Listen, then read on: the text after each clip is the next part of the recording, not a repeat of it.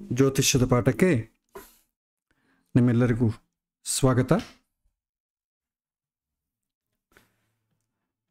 ಕಳೆದ 3 ವರ್ಷಗಳಿಂದ ಸುಮಾರು ಆಗಸ್ಟ್ 2022 ನಾವು ಜ್ಯೋತಿಷ್ಯದ ಈ ಬ್ಯಾಚನ್ನು ಪ್ರಾರಂಭ ಮಾಡಿದ್ವಿ. ಒಂದು 3 ವರ್ಷಗಳ ಕಾಲ ಜಾತಕ ಮತ್ತು ಮುಹೂರ್ತ ಈ ಪಾಠಗಳ ಜೊತೆ ಅನೇಕ ಎಕ್ಸಾಂಪಲ್ಸನ್ನು ನಾವು ಅಭ್ಯಾಸ ಮಾಡಿದ್ವಿ. ಈಗ ಉಳಿದುಕೊಂಡಿರುವಂಥ ಒಂದೇ ಒಂದು ವಿಷಯ ಪ್ರಶ್ನೆಶಾಸ್ತ್ರ. ಜಾತಕ ಭಾಗ, ಮುಹೂರ್ತ, ಷಡ್ಬಲ, ಅಷ್ಟಕವರ್ಗ, ಹಲವಾರು ರೀತಿಯಾದಂಥ ಅಭ್ಯಾಸ, ಪ್ರಶ್ನೋತ್ತರಗಳು, ಮಧ್ಯದಲ್ಲಿ ಸ್ಪೆಷಲ್ ಟಾಪಿಕ್ಸ್ ಏನಾದರೂ ಇದ್ರೆ ಅದು ಎಲ್ಲವನ್ನು ಕೂಡ ನಾವು ಇನ್ಕ್ಲೂಡ್ ಮಾಡಿದ್ದೇವೆ. ಇದೆಲ್ಲ ಕೂಡ ಸದ್ಯಕ್ಕೆ ಮುಗಿದಿದೆ. ಸೊ ಯಥಾ ರೀತಿ ನಾವು ಹೇಳಿಕೊಂಡಂಗೆ ಪ್ರಶ್ನೆಶಾಸ್ತ್ರ ಒಂದು ಉಳಿದಿದೆ, ಅದನ್ನು ಮುಂದುವರಿಸುವಂಥ ಪ್ರಯತ್ನವನ್ನು ಮಾಡೋಣ. ಇವತ್ತು ಪ್ರಶ್ನೆಶಾಸ್ತ್ರದ ಬಗ್ಗೆ, ಅದರ ಪರಿಚಯ, ಪ್ರಶ್ನೆಶಾಸ್ತ್ರ ಯಾಕೆ ಬೇಕು, ನಮಗೆ ಅದು ಯಾವ ರೀತಿ ಹೆಲ್ಪ್ ಮಾಡ್ತದೆ, ನಾವು ಯಾವ ರೀತಿ ಮುಂದುವರಿಬೇಕು, ಕಲಿಯುವಂಥ ಕ್ರಮ, ಇದನ್ನೆಲ್ಲ ಕೂಡ ಇವತ್ತು ನಾವು ಡಿಸ್ಕಸ್ ಮಾಡಿಕೊಳ್ಳೋಣ. ಈ ಜ್ಯೋತಿಷ್ಶಾಸ್ತ್ರ ಅನ್ನೋದೇ ಭಾರತೀಯ ಋಷಿಗಳ ದಿವ್ಯ ಅನುಭವಗಳಿಂದ ಹುಟ್ಟಿಕೊಂಡಂಥ ಬಹಳ ದೊಡ್ಡ ವಿಜ್ಞಾನ. ವಿಜ್ಞಾನ ಅಂತಂದರೆ ವಿಶೇಷವಾದ ಜ್ಞಾನ, ವಿಲಕ್ಷಣವಾದ ಜ್ಞಾನ. ಎಲ್ಲ ಜ್ಞಾನಗಳು ಹೇಗಿರುತ್ತೆ, ಓದೋದ್ರಿಂದ ಕೇಳೋದ್ರಿಂದ ನಮಗೆ ಗೊತ್ತಾಗ್ತದೆ. ವಿಜ್ಞಾನ ಅಂತಂದರೆ ನಾವೇ ಆ ಜ್ಞಾನವನ್ನು ಅನುಭವಿಸಿ ತಿಳಿದುಕೊಳ್ಳೋದು, ಅದನ್ನೇ ವಿಜ್ಞಾನ ಅಂತ ಕರಿತೇವೆ. ಈ ವಿಜ್ಞಾನದಲ್ಲಿ ಬಹಳ ಅಂತ ಉಪಶಾಖೆಗಳಿದೆ. ಜ್ಯೋತಿಷ್ಯವನ್ನು ನಾವು 3 ವಿಭಾಗ ಮಾಡಬಹುದು. ಸ್ಕಂದತ್ರಯ ಅಂತ ಕರಿತೇವೆ, ಸಿದ್ಧಾಂತ, ಸಂಹಿತ, ಜಾತಕ. ಹೋರ ಅಂತ ಕರಿತೇವೆ, ಸಿದ್ಧಾಂತ, ಸಂಹಿತ, ಹೋರ ಅಂತ ಕರಿತೇವೆ. ಈ ಹೋರವನ್ನು ಕೂಡ 3 ಭಾಗ ಮಾಡ್ತೇವೆ: ಜಾತಕ, ಪ್ರಶ್ನೆ, ಮುಹೂರ್ತ. ಸೊ ಇಲ್ಲಿ ಜಾತಕ ಭಾಗ, ಮುಹೂರ್ತ ಭಾಗ 2 ಮುಗಿದಿದೆ. ಇನ್ನು ಒಂದು ವಿಶಿಷ್ಟವಾದ ಮತ್ತು ಅತಿ ಉಪಯುಕ್ತವಾದಂಥ ಶಾಸ್ತ್ರ ಯಾವುದು ಅಂತಂದರೆ ಪ್ರಶ್ನೆಶಾಸ್ತ್ರ. ಸೊ ಪ್ರಶ್ನೆಶಾಸ್ತ್ರ ಅಂದರೆ ಒಬ್ಬ ಮನುಷ್ಯ ತನ್ನ ಮನಸ್ಸಿನಲ್ಲಿ ಒಂದು ಪ್ರಶ್ನೆ ಉದ್ಭವಿಸಿದಾಗ ಆ ಕ್ಷಣದ ಗ್ರಹಸ್ಥಿತಿಯನ್ನು ಆಧಾರವಾಗಿ ತೆಗೆದುಕೊಂಡು ಉತ್ತರ ಹೇಳುವಂಥ ಒಂದು ವಿಧಾನ. ಇದನ್ನು ಇಂಗ್ಲೀಷ್ನಲ್ಲಿ ಹೊರಾರೆ ಆಸ್ಟ್ರಾಲಜಿ ಅಂತ ಕರೀತಾರೆ.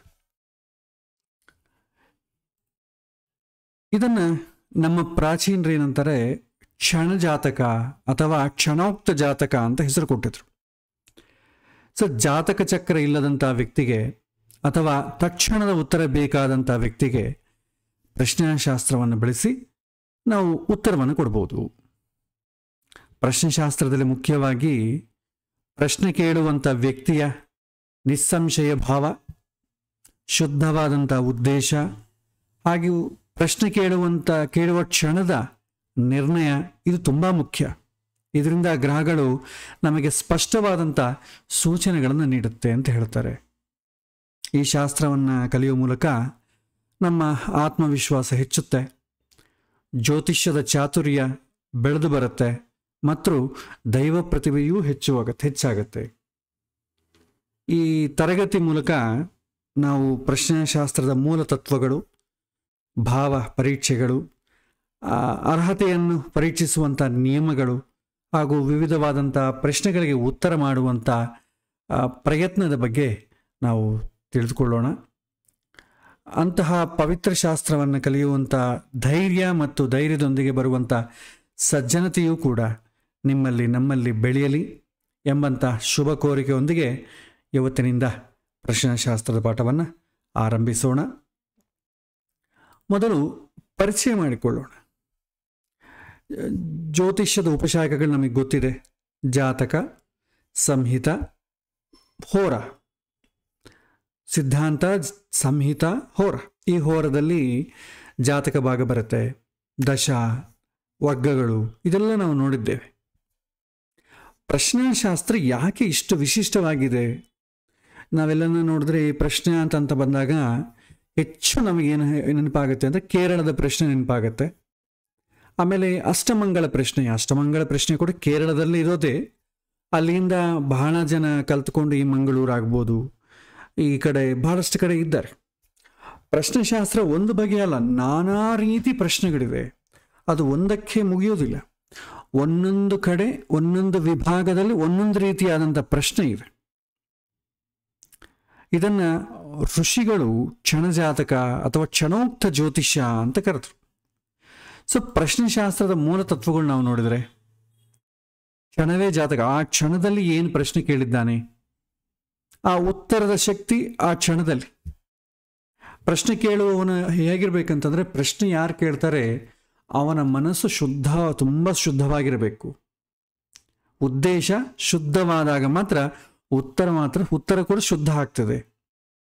ಆ ಕ್ಷಣದ ಗ್ರಹಸ್ಥಿತಿ ಮತ್ತು ಭಾವಗಳನ್ನು ಉತ್ತರವನ್ನು ಈ ಪ್ರಶ್ನೆಶಾಸ್ತ್ರ ತಿಳಿಸುತ್ತೆ ಅಂತ ಹೇಳ್ತಾರೆ. ಇಲ್ಲಿ ಅರ್ಹತೆಯ ಪರೀಕ್ಷೆ ತುಂಬ ಮುಖ್ಯ. ಬೇರೆ ಜ್ಯೋತಿಷ್ಯಕ್ಕೂ ಅಂದರೆ ಜಾತಕ ಭಾಗಕ್ಕೂ ಪ್ರಶ್ನೆ ಭಾಗಕ್ಕೂ ತುಂಬ ಡಿಫ್ರೆನ್ಸ್ ಇದೆ. ಜಾತಕ ಭಾಗ ನಾವೇನು ಮಾಡ್ತೇವೆ, ಮನುಷ್ಯನ ಕರ್ಮ ಹೇಗೆ ಮಾಡಿದ್ದಾನೆ, ಹಿಂದೆ ಏನು ಮಾಡಿದ್ದಾನೆ ಅದನ್ನು ಪರೀಕ್ಷೆ ಮಾಡ್ತೇವೆ. ಪ್ರಶ್ನೆ ಹಾಗಲ್ಲ. ಆ ಸಮಯದಲ್ಲಿ ಇದು ಪೂರ್ತಿ ದೈವದ ಮೇಲೆ ಕೆಲಸ ಮಾಡ್ತದೆ. ಅವನಿಗೆ ಉತ್ತರ ಪಡೆಯುವಂಥ ಯೋಗ್ಯತೆ ಇದ್ದು ಅವನಿಗೆ ಭಗವಂತ ಉತ್ತರ ತಿಳಿಸಬೇಕು ಅಂತಂದಾಗ ಅವನಲ್ಲಿ ಪ್ರಶ್ನೆ ಉದಯಿಸುತ್ತೆ. ಜ್ಯೋತಿಷ್ಯನನ್ನು ಕೇಳ್ತಾನೆ. ಅದೇ ಸಮಯದಲ್ಲಿ ಜ್ಯೋತಿಷ್ಯನನ್ನು ಉತ್ತರ ಕೊಡುವ ರೀತಿಯಲ್ಲಿ ಭಗವಂತ ಪ್ರೇರಣೆ ಮಾಡ್ತಾನೆ. ಇದು ಪೂರ್ತಿ ದೈವ ಅಂತ ಕರೀತಾರೆ. ಸೊ ಇದಕ್ಕೆ ಅರ್ಹತೆ ಪರೀಕ್ಷೆ ತುಂಬ ಮುಖ್ಯ. ನಾವು ನೋಡಬೇಕು, ಪ್ರಶ್ನೆ ಸಮರ್ಪಕವಾಗಿದೆಯಾ, ಪ್ರಶ್ನೆ ಯಾರು ಹಾಕ್ತಾರೋ ಅವನು ಸತ್ಯಭಾವದಿಂದ ಕೇಳ್ತಾ ಇದ್ದಾನೆಯಾ. ಕೆಲವೊಮ್ಮೆ ಪ್ರಶ್ನೆ ಫಲಪ್ರದವಾಗದ ಕಾರಣಗಳೂ ಇರುತ್ತೆ. ಯಾಕೆಂದರೆ ಹಳೆ ಪ್ರಶ್ನೆ ಕೇಳೋದು, ಪರೀಕ್ಷೆ ಮಾಡಲಿಕ್ಕೆ ಪ್ರಶ್ನೆ ಕೇಳೋದು, ಕೆಲವೊಂದು ಜನ ಹಠಕ್ಕೋಸ್ಕರ ಪ್ರಶ್ನೆ ಕೇಳ್ತಾರೆ. ಇದರಲ್ಲಿ ಖಂಡಿತ ಆಗಬೇಕು ಅಂತ ಏನಿಲ್ಲ. ಪೂರ್ತಿ ಇದು ದೈವದ ಮೇಲೆ ಕೆಲಸ ಮಾಡುತ್ತೆ. ಅವನ ಕೇಳುವಂಥವನ ಅರ್ಹತೆ, ಕೇಳುವಂಥವನ ಮನಸ್ಸು ಶುದ್ಧಿ, ಇದು ಎರಡೂ ಇದಾಗುತ್ತೆ. ಕೇವಲ ಫಾರ್ಮುಲಾಸ್ ಮೇಲೆ ಪ್ರಶ್ನೆ ಹೇಳಲಿಕ್ಕೆ ಆಗೋದಿಲ್ಲ. ತುಂಬ ಅನುಷ್ಠಾನ ಆಚಾರವಂತ ಕೂಡ ಬೇಕಾಗ್ತದೆ. ಮತ್ತು ವಿದ್ಯಾರ್ಥಿಗಳಿಂದ ಕೆಲವು ಉದಾಹರಣೆಗಳನ್ನು ನಾವು ನೋಡ್ಬೋದು. ಇದರಲ್ಲಿ ಒಟ್ಟಿಗೆ ನಾವು ನೋಡಿದ್ರೆ ಈ ಪ್ರಶ್ನೆಶಾಸ್ತ್ರ ಅಂತಂಬೋದು ಯಾಕೆ ಬೇಕು, ಅದೊಂದು ಪ್ರಶ್ನೆ. ಸೊ ಎಲ್ಲರ ಹತ್ರ ನಮ್ಮ ಹತ್ರ ತಮ್ಮ ತಮ್ಮ ಜನ್ಮದ ನಿಖರ ದಿನಾಂಕ ಆಗ್ಬೋದು, ಸಮಯ, ಸ್ಥಳ, ಇದೆಲ್ಲ ಭಾಳ ಜನಕ್ಕೆ ಇರೋದಿಲ್ಲ. ಇವತ್ತಿನ ಜನಗಳಲ್ಲಿ ಇರುತ್ತೆ. ಯಾಕೆಂದರೆ ಇವತ್ತೆಲ್ಲ ಕೂಡ ನಮಗೆ ಟೆಕ್ನಾಲಜಿ ಸ್ವಲ್ಪ ಇರೋದ್ರಿಂದ ಹುಟ್ಟಿದ ಯಾವ ಸಮಯದಲ್ಲಿ ಹುಟ್ಟಿದ್ದಾರೆ ಅಂತ ಮೊದಲು ಗೊತ್ತಿರುತ್ತೆ. ಹಳೆ ಕಾಲದಲ್ಲಿ ಈ ನೋಟ್ ಮಾಡೋ ಪದ್ಧತಿ ಇಲ್ಲ. ಆವಾಗ ಸೇಫ್ ಡೆಲಿವರಿ ಆಗತ್ತೆ ಅಂತ ಅಷ್ಟೇ ನೋಡ್ತಾರೆ. ಆಗಿನ ಕಾಲದಲ್ಲಿ ಎಷ್ಟು ಗಂಟೆಗೆ ಹುಟ್ಟಿದ್ದಾರೆ, ಆ ಸಮಯದಲ್ಲಿ ಒಬ್ಬೊಬ್ಬರ ಮನೆಗೆ 10 ಜನ 15 ಜನ ಇರ್ತಿದ್ರು. ಪಾಪ ಓದು ಬರೋ ಜಾಸ್ತಿ ಜನಕ್ಕೆ ಬರುತ್ತಿದ್ದಿಲ್ಲ.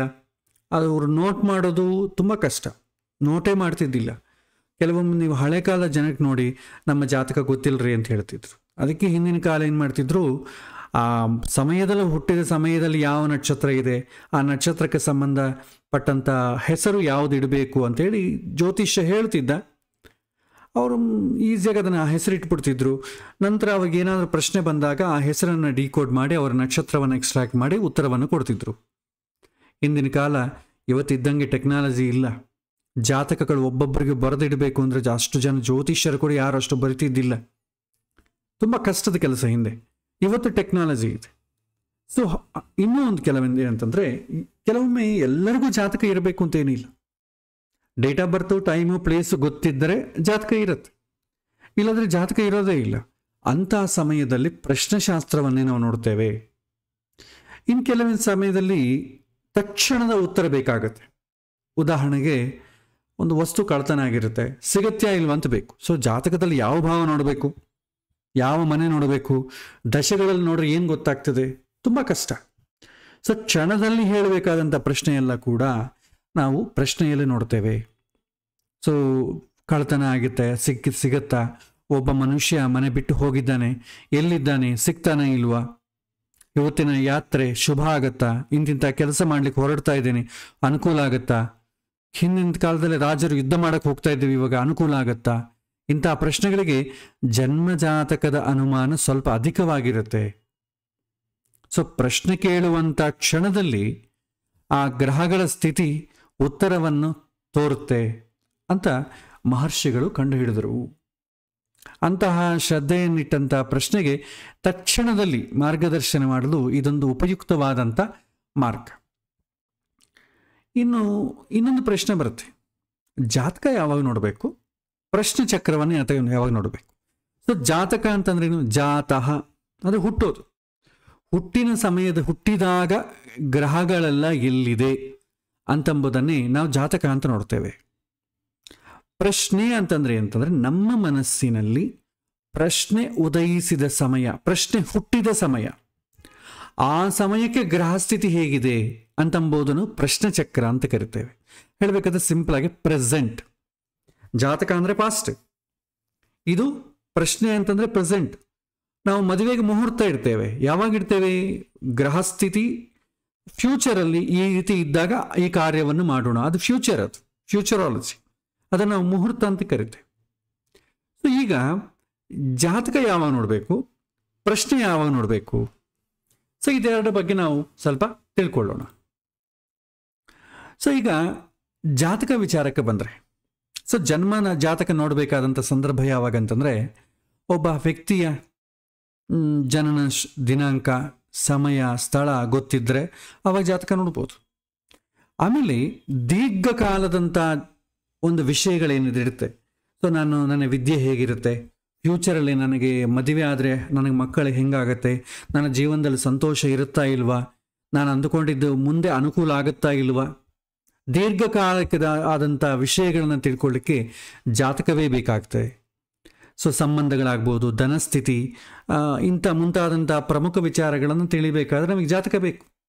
ನನ್ನ ಭವಿಷ್ಯತ್ತು ಹೇಗಿರುತ್ತೆ, ಯಾವ ಸಮಯದಲ್ಲಿ ಅನುಕೂಲ, ಯಾವ ಸಮಯದಲ್ಲಿ ಪ್ರತಿಕೂಲ, ಆ ದಶಾಭುಕ್ತಿಗಳನ್ನು ಹಾಕಿ ಪರೀಕ್ಷಿಸ್ತೇವೆ.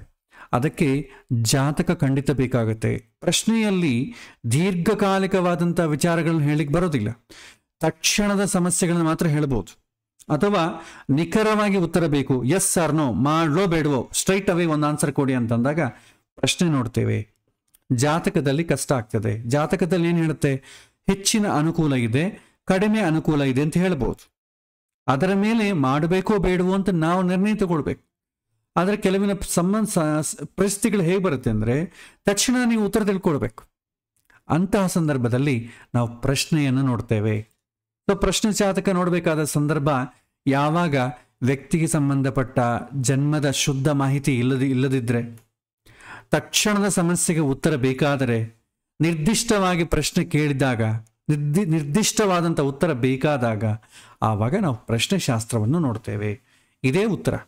ಸೊ ಇದು ಸಮಯಾನುಕೂಲವಾಗಿ ನೀವು ಜ್ಯೋತಿಷ್ಯನಾದವನು ಜಾತಕ ನೋಡಬೇಕು, ಪ್ರಶ್ನೆ ನೋಡಬೇಕು, ಅವನೇ ಡಿಸೈಡ್ ಮಾಡ್ಕೋಬೇಕು. ಯಾರಾದರೂ ತಕ್ಷಣದ ಪ್ರಶ್ನೆ ಕೇಳಿದ್ರೆ ಅಂದ್ಕೊಳ್ಳಿ, ಪ್ರಶ್ನೆಯನ್ನು ಬಡಿಸ್ಬೇಕು. ದೀರ್ಘಕಾಲಿಕವಾದಂಥ ವಿಚಾರ ಹೇಳಿದ್ರೆ ಅಂದ್ಕೊಳ್ಳಿ, ಜಾತಕ ಬಡಿಸ್ಬೇಕು. ಕೆಲವೊಮ್ಮೆ ಜಾತಕ ಭಾಳ ಜನಕ್ಕೆ ಇರಲ್ಲ ಅಂತ ಹೇಳಿದ್ವಲ್ಲ, ಅವರಿಗೆ ಆ ತಕ್ಷಣಕ್ಕೆ ಏನು ಸಮಸ್ಯೆ ಇದೆ ಅದನ್ನು ಹೇಳ್ಬೋದು ಅಷ್ಟೇ ಆಗಲಿ, ದೀರ್ಘಕಾಲಿಕವಾಗಿ ಅವನ ಜೀವನ ಹೇಗಿರುತ್ತೆ ಅಂತ ಪ್ರಶ್ನೆ ಚಕ್ರದಲ್ಲಿ ಹೇಳಲಿಕ್ಕೆ ಬರೋದಿಲ್ಲ. ಇನ್ನು ಪ್ರಶ್ನೆಶಾಸ್ತ್ರದ ಉಪಯೋಗಗಳೇನು ಅಂತ ನೋಡಿದಾಗ, ಸೊ ನಿಖರವಾದಂಥ ಜನ್ಮಜಾತಕ ಇಲ್ಲದವರಿಗೆ ಇದು ತುಂಬ ಸಹಾಯ ಮಾಡುತ್ತದೆ. ಅವ್ರು ಆ ತಕ್ಷಣಕ್ಕೆ ನನಗೆ ಮದುವೆ ಯಾವಾಗ ಆಗುತ್ತೆ, ಮದುವೆ ಆಗುತ್ತಾ ಇಲ್ವಾ, ಈ ವರ್ಷ ಆಗುತ್ತಾ ಇಲ್ವಾ, ಮಾಡಿಕೊಳ್ಳೋ ಬೇಡವೋ, ಈ ಥರ ನಿಖರವಾಗಿ ಜಾತಕ ಇಲ್ಲದವರಿಗೆ ಉತ್ತರ ಕೊಡ್ಬೋದು. ತಕ್ಷಣ ಸಮಸ್ಯೆಗಳಿಗೆ ತಕ್ಷಣ ದಾರಿ ಈ ಒಂದು ಪ್ರಶ್ನೆಶಾಸ್ತ್ರ ಕೊಡುತ್ತೆ. ಆಮೇಲೆ ನಿರ್ದಿಷ್ಟ ಮತ್ತು ನಷ್ಟ ಪ್ರಶ್ನೆ ಅಂತ ಬರುತ್ತೆ. ಇದಕ್ಕೆ ನಷ್ಟ ಪ್ರಶ್ನೆಗಳಿಗಂತೂ ಸರಳವಾಗಿ ಉತ್ತರ ಕೊಡುತ್ತೆ. ಯಾವುದೋ ಒಂದು ವಸ್ತು ಕಳೆದು ಹೋಗಿರುತ್ತೆ, ಸಿಗತ್ತಾ ಇಲ್ವಾ, ಸಿಕ್ಕಿದ್ರೆ ಎಲ್ಲಿ ಸಿಗಬಹುದು, ಆ ವಸ್ತು ಎಲ್ಲಿ ಇರಬಹುದು ಅಂತ ನೋಡ್ಬೋದು. ಇನ್ನು ಕೆಲವೊಮ್ಮೆ ಪಾಪ ಮನೆ ಬಿಟ್ಟು ಹೊರಟೋಗಿರ್ತಾರೆ ಬೇರೆ ಬೇರೆ ಕಾರಣಗಳಿಂದ. ಆ ಮನುಷ್ಯ ಜೀವಂತವಾಗಿದ್ದಾನೆ ಇಲ್ಲ, ಈಗ ಯಾವ ಡೈರೆಕ್ಷನಲ್ಲಿ ಹೋಗಿದ್ದಾನೆ, ಅವನು ಪ್ರಯಾಣ ಹೇಗೆ ಮಾಡ್ತಾ ಇದ್ದಾನೆ, ನನ್ನ ಮನೆ ಕಡೆ ನನ್ನನ್ನು ಸೇರಬೇಕು ಅಂತ ಪ್ರಯಾಣ ಮಾಡ್ತಾ ಇದ್ದಾನೋ, ನನ್ನಿಂದ ದೂರ ಪ್ರಯಾಣ ಮಾಡ್ತಾ ಇದ್ದಾನೋ, ಅವನು ಸಿಗ್ತಾನೇ ಇಲ್ವಾ, ಜೀವಂತವಾಗಿದ್ದಾನೇ ಇಲ್ವಾ, ಈ ಥರ ಪ್ರಶ್ನೆಗಳಿಗೆ ಪ್ರಶ್ನೆಯೇ ಆನ್ಸರ್ ಕೊಡ್ತದೆ. ಜಾತಕದಲ್ಲಿ ಇದಕ್ಕೆ ಉತ್ತರ ಕಂಡುಹಿಡಿಯೋದು, ಆ ದಶಾಭಕ್ತಿಗಳಿಂದ ಕಂಡುಹಿಡಿಯೋದು ತುಂಬ ಕಷ್ಟ. ಅದರಿಂದ ತುಂಬ ಕನ್ಫ್ಯೂಷನ್ ಆಗ್ತದೆ. ಇನ್ ಕೆಲವೊಮ್ಮೆ ಇವತ್ತಿನ ಕಾಲದಲ್ಲಿ ನಾವು ಪ್ರಶ್ನೆ ಕೇಳಿದರೆ, ಈಗ ಒಂದು ಜಾಬ್ ಇರುತ್ತೆ, ಜಾಬ್ಗಳಲ್ಲಿ ಕೆಲಸ ಮಾಡ್ತಾ ಇರ್ತಾನೆ, ತಕ್ಷಣ ಇನ್ನೊಂದು ಜಾಬ್ ಬರುತ್ತೆ. ಆ ಜಾಬ್ಗೆ ಹೋಗ್ಲೋ ಬೇಡವು? ಜಾತಕದಲ್ಲಿ ಹೆಂಗೆ ನೋಡ್ತೇವೆ? ಈಗಿರೋ ಜಾಬ್ ಚೆನ್ನಾಗಿರುತ್ತಾ, ಹೋಗುವಂಥ ಜಾಬ್ ಚೆನ್ನಾಗಿರುತ್ತಾ? ಈಗಿರೋ ಜಾಬ್ ಕ್ವಾಲಿಟಿ ಚೆನ್ನಾಗಿರುತ್ತಾ, ಹೋಗೋ ಜಾಬ್ ಯಶಸ್ವಿ ಆಗುತ್ತಾ, ಸಕ್ಸಸ್ ಹೇಗಿರುತ್ತೆ? ಇನ್ನು ವೈದ್ಯ ಸಂಬಂಧಪಟ್ಟ ಪ್ರಶ್ನೆಗಳಿಗಾದ್ರೆ ತುಂಬ ಅನುಕೂಲ. ಯಾವುದಾದ್ರೂ ರೋಗದಿಂದ ಒದ್ದಾಡ್ತಾ ಇರುವಂಥವನಿಗೆ ಸಮಸ್ಯೆ ಎಲ್ಲಿದೆ ಅಂತಂಬೋದು ಪ್ರಶ್ನೆಯಲ್ಲೇ ಗೊತ್ತಾಗ್ತದೆ ಜಾತಕಕ್ಕಿಂತಲೂ. ಎಲ್ಲೋ ಒಂದು ಕಡೆ ಒಂದು ಹಾಸ್ಪಿಟಲ್ ಸೇರಿರ್ತೇವೆ, ಒಂದು ಡಾಕ್ಟರ್ ಟ್ರೀಟ್ಮೆಂಟ್ ಕೊಡ್ತಾ ಇರ್ತಾನೆ, ಪ್ರಶ್ನೆ ಹಾಕಿದಾಗ ಉಪಶಮನ ಆಗತ್ತಾ ಇಲ್ವಾ, ಏನು ತೊಂದರೆ ಆಗ್ತಾ ಇದೆ, ಯಾರಿಂದ ತೊಂದರೆ ಆಗ್ತಾ ಇದೆ, ಸೊ ಡಾಕ್ಟರ್ ಕೈಗುಣ ಸರಿ ಇಲ್ಲವೋ ಅಥವಾ ಔಷಧಗಳು ಈ ವ್ಯಕ್ತಿಯ ರೋಗವನ್ನು ಗುಣಮಾಡಿಸುವಂಥ ಶಕ್ತಿ ಆ ಔಷಧಕ್ಕೆ ಇದೆಯಾ ಇಲ್ವಾ, ರೋಗದ ತೀವ್ರತೆ ಕಡಿಮೆಯಾಗೋ ಸ್ಥಿತಿಯಲ್ಲಿದೆಯೋ ಜಾಸ್ತಿ ಆಗ್ತದೋ, ಆಮೇಲೆ ಪೇಷಂಟ್ ಡೈಟ್ ಎಲ್ಲ ಚೆನ್ನಾಗೇ ಇದೆ, ಪೇಷಂಟ್ ಡೈಟ್ ಮಾಡ್ತಾನೆ ಇಲ್ವಾ, ಇದೆಲ್ಲ ಕೂಡ ಪ್ರಶ್ನೆಯಲ್ಲಿ ನೀವು ಉತ್ತರವನ್ನು ತಿಳ್ಕೊಳ್ಬೋದು. ಆಮೇಲೆ ಮನೆ ವಿಚಾರ ಆಗ್ಬೋದು, ನಾನೊಂದು ಸೈಟ್ ನೋಡಿ ಬಂದಿದ್ದೇನೆ, ತಗೊಳ್ಳೋ ಬೇಡವೋ, ಇಂಥದ್ದೆಲ್ಲ ಕೂಡ ಜಾತಕದಲ್ಲಿ ಹೇಳಲಿಕ್ಕಾಗೋದಿಲ್ಲ. ಸೊ ಕಳ್ತನ ಆದಂಥ ವಸ್ತು ಸಿಗುತ್ತಾ ಇಲ್ವಾ, ಪ್ರಯಾಣ ಶುಭ ಆಗ್ತದಾ ಇಲ್ವಾ, ನಾನು ಮನಸ್ಸಲ್ಲಿ ಇನ್ನು ಕೆಲವೊಂದು ಜನ ಪ್ರಶ್ನೆ ಕೇಳೋದೇ ಇಲ್ಲ, ಮೌನ ಪ್ರಶ್ನೆ ಅಂತಂತಾರೆ, ಪೂರ್ತಿ ವಿವರ ಕೊಡೋದಿಲ್ಲ. ನಾನೊಂದು ವ್ಯವಹಾರಕ್ಕೆ ಕೈ ಹಾಕಿದ್ದೇನೆ, ಅದು ಫಲಪ್ರದ ಆಗತ್ತಾ ಇಲ್ವಾ? ಸೊ ಜಾತಕದಲ್ಲಿ ಬೇಕಾದರೆ ನಿಮಗೆ ನಿರ್ದಿಷ್ಟವಾದಂಥ ಪ್ರಶ್ನೆ ಕೇಳಬೇಕು. ವಿವಾಹದ ಬಗ್ಗೆಯೋ ಉದ್ಯೋಗದ ಬಗ್ಗೆಯೋ ಕೇಳಿದರೆ ಅದಕ್ಕೆ ಸಂಬಂಧಪಟ್ಟ ಭಾವಸ್ಥಾನವನ್ನು ಕಾರಕನ್ನು ನೋಡ್ತೇವೆ, ಅದರ ಸ್ಥಿತಿಯನ್ನು ತಿಳ್ಕೊಂಡು ಅದರ ದಶೆ ಯಾವಾಗ ಬರುತ್ತೆ, ಗೋಚಾರ ಅನುಕೂಲವಾಗುತ್ತೋ ಇಲ್ಲವೋ, ಬಲದ ಬಗ್ಗೆ ತಿಳ್ಕೊಳ್ಬೇಕಾದ್ರೆ ಷಡ್ಬಲ ಅಷ್ಟಕವರ್ಗ ಇವುಗಳನ್ನೆಲ್ಲ ನೋಡ್ತೇವೆ ನಾವು. ಆದರೆ ಕೆಲವೊಮ್ಮೆ ಕೇಳೋದಿಲ್ಲ ಭಾಳ ಜನ, ನಾನೊಂದು ವ್ಯವಹಾರಕ್ಕೆ ಕೈ ಹಾಕಿದ್ದೇನೆ, ಆಗತ್ತಾ ಇಲ್ವಾ, ಅದು ಏನು ವ್ಯವಹಾರ ಅಂತ ಹೇಳಲ್ಲ, ಆದರೂ ಸಕ್ಸಸ್ ಆಗತ್ತಾ ಇಲ್ಲ ಅಂತ ಹೇಳಬೇಕು. ಅಂಥ ವಿಚಾರಗಳಿಗೆ ಪ್ರಶ್ನೆಯನ್ನು ಬಳಸ್ಬೋದು. ನಾನೊಂದು ಅಂದ್ಕೊಂಡಿದ್ದೀನಿ, ಆಗತ್ತಾ ಇಲ್ವಾ, ಒಬ್ಬನ ಹಿಂಗೆ ದುಡ್ಡು ಕೇಳ್ತಾ ಇದ್ದಾನೆ, ಕೊಳ್ಳೋ ಬೇಡವೋ, ಒಂದೇ ಶಾರ್ಟ್ ಪ್ರಶ್ನೆ ಎಸ್ ಆರ್ ನೋ ಹೇಳಬೇಕು. ಸೊ ನಿಖರವಾಗಿ ಉತ್ತರ ಬೇಕು ಅಂತಂದರೆ ಮಾತ್ರ ಈ ಪ್ರಶ್ನೆಶಾಸ್ತ್ರವನ್ನು ನೋಡ್ತೇವೆ. ಅದು ತಕ್ಷಣದ ಪ್ರಶ್ನೆಗಳಿಗೆ, ದೀರ್ಘಕಾಲಿಕವಾದಂಥ ಪ್ರಶ್ನೆಗೆ ಅಲ್ಲ. ಒಂದು ವರ್ಷ ಆದಮೇಲೆ ನಾನು ಹಿಂಗೆ ಮಾಡಬೇಕು ಅಂದ್ಕೋತಾ ಇದ್ದೀನಿ ಅಂತಂದರೆ ಅದು ಪ್ರಶ್ನೆಶಾಸ್ತ್ರದಲ್ಲಿ ಕ್ವಾಲಿಫೈ ಆಗಲ್ಲ. ಸೊ ಒಟ್ಟಿಗೆ ನಾವು ಸಾರಾಂಶವಾಗಿ ನೋಡಿದ್ರೆ ಪ್ರಶ್ನೆಶಾಸ್ತ್ರ ಸಂಕ್ಷಿಪ್ತ, ಸ್ಪಷ್ಟ, ಶ್ರದ್ಧೆಯುತ ಮತ್ತು ಪರಿಣಾಮಕಾರಿಯಾದಂಥ ಜ್ಯೋತಿಷ್ಯದ ಶಾಖೆ. ಸೊ ಜನ್ಮಜಾತಕದ ಬದಲು ಕ್ಷಣದ ದೈವಿಕತೆಯನ್ನು ಹಿಡಿದು, ಸೊ ಇಲ್ಲಿ ಅಂಡರ್ಲೈನ್ ಮಾಡ್ಕೋಬೇಕು, ದೈವಿಕತೆಯನ್ನು ಅದು ಹಿಡಿದು ಉತ್ತರಿಸುವುದು ಇದರ ವೈಶಿಷ್ಟ್ಯತೆ. ಸೊ ಇದರಲ್ಲಿ ದೈವ ಬಲವೇ ಕೆಲಸ ಮಾಡ್ತದೆ. ಸೊ ಅದನ್ನ ಬಗ್ಗೆ ಕೂಡ ಮುಂದೆ ನಾವು ನೋಡೋಣ. ಸೊ ಈ ಪ್ರಶ್ನೆಯಲ್ಲಿ ಭಗವಂತನ ಪಾತ್ರ ಏನು, ಈ ಹಿಂದೆ ತತ್ವ ಮತ್ತು ಭಗವಂತ ಇದರಲ್ಲಿ ಪಾತ್ರ ಏನಂತ ನಾವು ನೋಡಿದಾಗ, ಸೊ ಈಗ ಫಸ್ಟ್ ಬರುವಂಥದ್ದು ಏನಂತ, ಅಸಲು ಪ್ರಶ್ನೆ ಅಂತಂಬೋದು ಯಾಕೆ ಮೂಡುತ್ತೆ ನಮ್ಮ ಮನಸ್ಸಿನಲ್ಲಿ? ಏಕೆಂದರೆ ಕೆಲವೊಮ್ಮೆ ಆಟೋಮೆಟಿಕ್ಕಾಗಿ ಮನಸ್ಸಿನಲ್ಲಿ ಒಂದು ಪ್ರಶ್ನೆ ಉದಯಿಸುತ್ತೆ, ಅದನ್ನು ನಾವು ದೈವ ಅಂತ ಕರಿತೇವೆ. ಈ ಬೇಕಂತ ಕೇಳೋರು, ಹಠ ಮಾಡಿ ಕೇಳೋರು ಅದು ಬೇರೆ, ಪರೀಕ್ಷೆ ಮಾಡಿ ಕೇಳಬೇಕು ಅಂತ ಬೇರೆ. ಒಂದು ವಿಷಯವನ್ನು ಕೇಳಬೇಕು ಅಂತ ಮನಸ್ಸಿನಲ್ಲಿ ಉದಯಿಸುತ್ತೆ. ಆ ಥರ ಉದಯಿಸ್ಲಿಕ್ಕೆ ಹೆಂಗೆ ಕಾರಣ ಏನು ಅಂತಂದರೆ, ಒಂದು ಪ್ರಶ್ನೆ ಒಬ್ಬ ಮನುಷ್ಯನ ಮನಸ್ಸಿನಲ್ಲಿ ಹೇಗೆ ಉದ್ಭವಿಸುತ್ತೆ ಅಂತಂಬೋದು ಪೂರ್ತಿ ದೈವ ಅಂತ ಕರಿತೇವೆ. ಯಾವುದೇ ಪ್ರಶ್ನೆ ಇರಲಿ, ಒಬ್ಬ ವ್ಯಕ್ತಿಯ ಮನಸ್ಸಿನಲ್ಲಿ ಉಂಟಾಗುವುದು ಕೇವಲ ಆತನ ಬುದ್ಧಿಕ್ರಿಯೆ ಮಾತ್ರ ಅಲ್ಲ. ಏನೋ ಬುದ್ಧಿಯಿಂದ ನಾನು ಈಗ ಅಂದ್ಕೊಳ್ತೇನೆ ಈ ಟೈಮಲ್ಲಿ ಅದನ್ನೇ ಜ್ಯೋತಿಷ ಹೇಳ್ತೇನೆ, ಹಾಗಲ್ಲ. ಅದು ಆಟೋಮೆಟಿಕಾಗಿ ಇಂಟ್ಯೂಷನಲ್ ಫ್ಲ್ಯಾಶ್ ಅಂತೇವೆ ಅದನ್ನು, ಇಂಟೆಲೆಕ್ಚುವಲ್ ಕನ್ಕ್ಲೂಷನ್ ಅಲ್ಲ, ಕಂಪೋಸಿಷನ್ ಅಲ್ಲ. ಈಗ ನ್ಯೂಟನ್ನು ಮರದ ಕೆಳಗೆ ಕೂತ, ಮೇಲಿಂದ ಆ್ಯಪಲ್ ಬಿತ್ತು, ಕಣ್ಣಂತೂ ಹೊಳಿತು. ಏನು ಹೊಳೆಯಿತು? ಮೇಲೆಯಿಂದ ಇದ್ದಂಥ ಒಂದು ವಸ್ತುವಿಗೆ ಕೆಳಗೆ ಆಕರ್ಷಣೆ ಮಾಡಿಕೊಳ್ಳೋ ಶಕ್ತಿ ಭೂಮಿಗೆ ಇದೆ. ಎಷ್ಟೋ ಲ್ಯಾಬೊರೇಟರಿಲಿ ಎಷ್ಟೋ ಸಲ ಮಾಡಿದಾಗ ಅವನಿಗೆ ಹೊಳಿಲಿಲ್ಲ, ಅಲ್ಲಿ ಹೊಳಿತು. ಆರ್ಕಿಮಿಡೀಸ್ಗೆ ಬಾತ್ರೂಮನ್ನು ಹೊಳಿತು. ಇದನ್ನೇ ಫ್ಲ್ಯಾಶ್ ಅಂತಾರೆ. ಆ ರೀತಿ ಫ್ಲ್ಯಾಶ್ ಆಗಬೇಕಾದ ವಿನ ಬುದ್ಧಿಯ ಕ್ರಿಯೆ ಅಲ್ಲ ಇದು. ಬುದ್ಧಿಯಲ್ಲಿ ನಾನೇ ಒಂದು ಕ್ವಶನ್ ಕಂಪೋಸ್ ಮಾಡಿಕೊಳ್ಳೋದಲ್ಲ. ಸೊ ಮನಸ್ಸು ಪ್ರಶ್ನೆಯನ್ನು ಹುಟ್ಟಿಸುವುದು, ಆತನ ಕರ್ಮ ಸಂಸ್ಕಾರಗಳಿಂದ ಹುಟ್ಟಿದಂಥ ಸಂಕೇತ. ಒಂದು ಇಡೀ ನಮ್ಮ ಜೀವನದಲ್ಲಿ ಒಂದು ಕರ್ಮ, ಒಂದು ರೆಕಾರ್ಡ್ಸ್ ಇದೆ ಅಂತ ಅಂದ್ಕೊಳ್ಳಿ. ಅವತ್ತಿನ ಒಂದು ರೆಕಾರ್ಡ್ ಅಂತ ತೆಗೆದ್ರೆ, ಅಬ್ಸ್ಟ್ರಾಕ್ಟ್ ಒಂದೇ ಒಂದು ರೆಕಾರ್ಡ್ ತೆಗೆದ್ರೆ, ಅವತ್ತು ಕರ್ಮ ಏನಿರುತ್ತೆ ಆ ಕರ್ಮದ ಆಧಾರವಾಗಿ ಅವನ ಮನಸ್ಸಿನಲ್ಲಿ ಪ್ರಶ್ನೆ ಹುಟ್ಟುತ್ತೆ, ಇಲ್ಲದ್ರೆ ಹುಟ್ಟೋದಿಲ್ಲ. ಭಗವಂತ ಹಿಂದಿನ ಕಾಲದಲ್ಲಿ ಆಕಾಶವಾಣಿ ಅಂತ ನಾವೆಲ್ಲ ಕೇಳ್ತಾ ಇದ್ದೀವಲ್ಲ, ಶರೀರವಾಣಿ, ಆಕಾಶವಾಣಿ ಅಂತ. ಅದೇ ರೀತಿ ಒಬ್ಬ ಮನುಷ್ಯನಿಗೆ ಏನಾದರೂ ಒಂದು ವಿಷಯವನ್ನು ತಿಳಿಸಬೇಕು ಅಂತಂದಾಗ ಭಗವಂತ ಪ್ರಕೃತಿಯ ಮುಖಾಂತರ, ಪ್ರಕೃತಿಯ ಪ್ರೇರಣೆಯಿಂದ ಅವನ ಮನಸ್ಸಿನಲ್ಲಿ ಪ್ರಶ್ನೆ ಹುಟ್ಟು ಹಾಗೆ ಮಾಡ್ತಾನೆ. ಇದು ಕರ್ಮದ ಸಂಕೇತ. ಆ ಕ್ಷಣದಲ್ಲಿ ಆತನ ಆತ್ಮ ಒಂದು ಉತ್ತರ ಕೇಳಿ ಪಡೆಯುವುದಕ್ಕೆ ತುದಿಗಾಲಲ್ಲಿ ನಿಂತಿರುವಂತೆ ಆಗತ್ತೆ.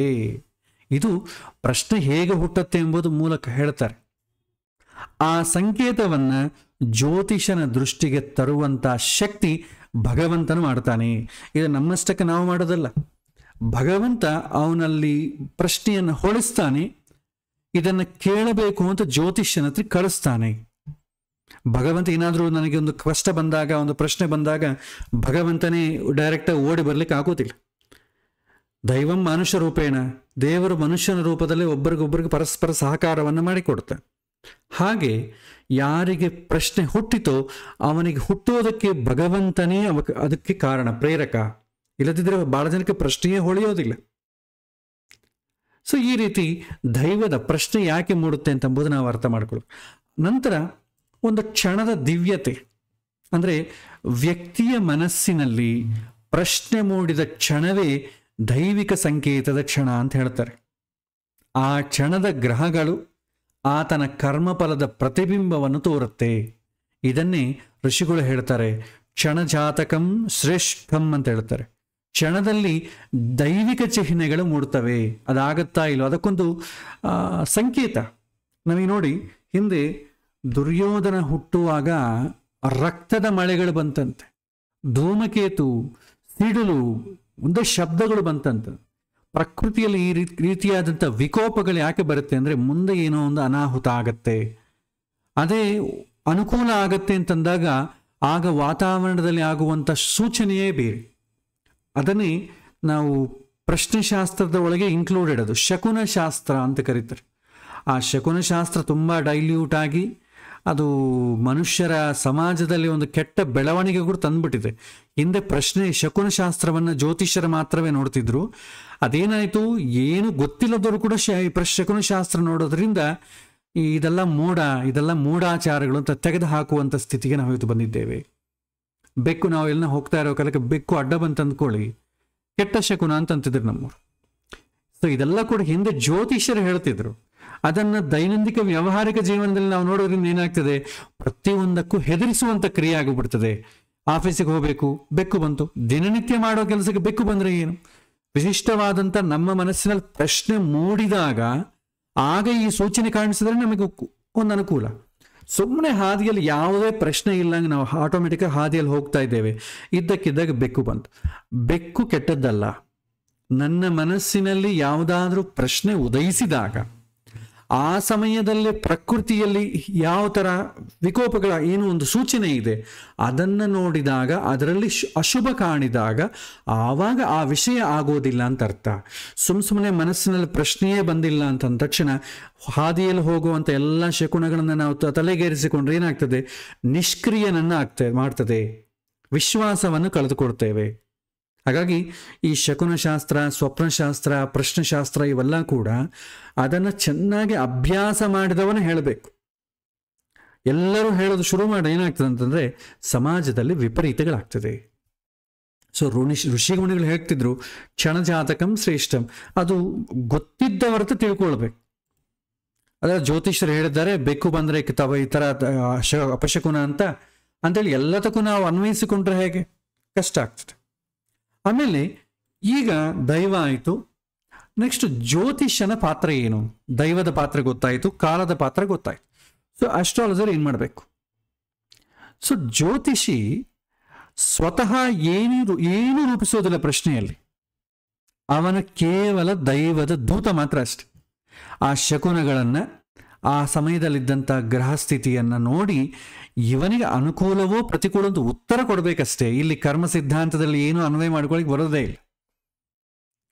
ಆದರೆ ಜ್ಯೋತಿಷ್ಯನ ಮನಸ್ಸು ತುಂಬ ಶುದ್ಧವಾಗಿರಬೇಕು, ಬಯಾಸ್ ಆಗಿರಬಾರ್ದು. ಇವನಿಗೆ ಅನುಕೂಲವಾಗಿ ಹೇಳೋದಾಗಲಿ ಪ್ರತಿಕೂಲವಾಗಿ ಹೇಳೋದಾಗಲಿ ಆ ರೀತಿ ಮಾಡಬಾರದು. ಆತನ ಶ್ರದ್ಧೆ ಪೂರ್ತಿ ದೈವದಲ್ಲಿರಬೇಕು. ಸೊ ಭಗವಂತ ಇವನಲ್ಲಿ ಯಾವ ರೀತಿ ಉತ್ತರವನ್ನು ಕೊಡಿಸುವಂಥ ಪ್ರಯತ್ನ ಮಾಡ್ತಾ ಇದ್ದ ನನ್ನಿಂದ ಅಂತ ಈ ರೀತಿ ಶುದ್ಧವಾಗಿರಬೇಕು. ಅವನ ಬುದ್ಧಿ ಗ್ರಹಗಳ ಸಂಕೇತಗಳನ್ನು ಓದುವಂಥ ಯಂತ್ರ ಮಾತ್ರ.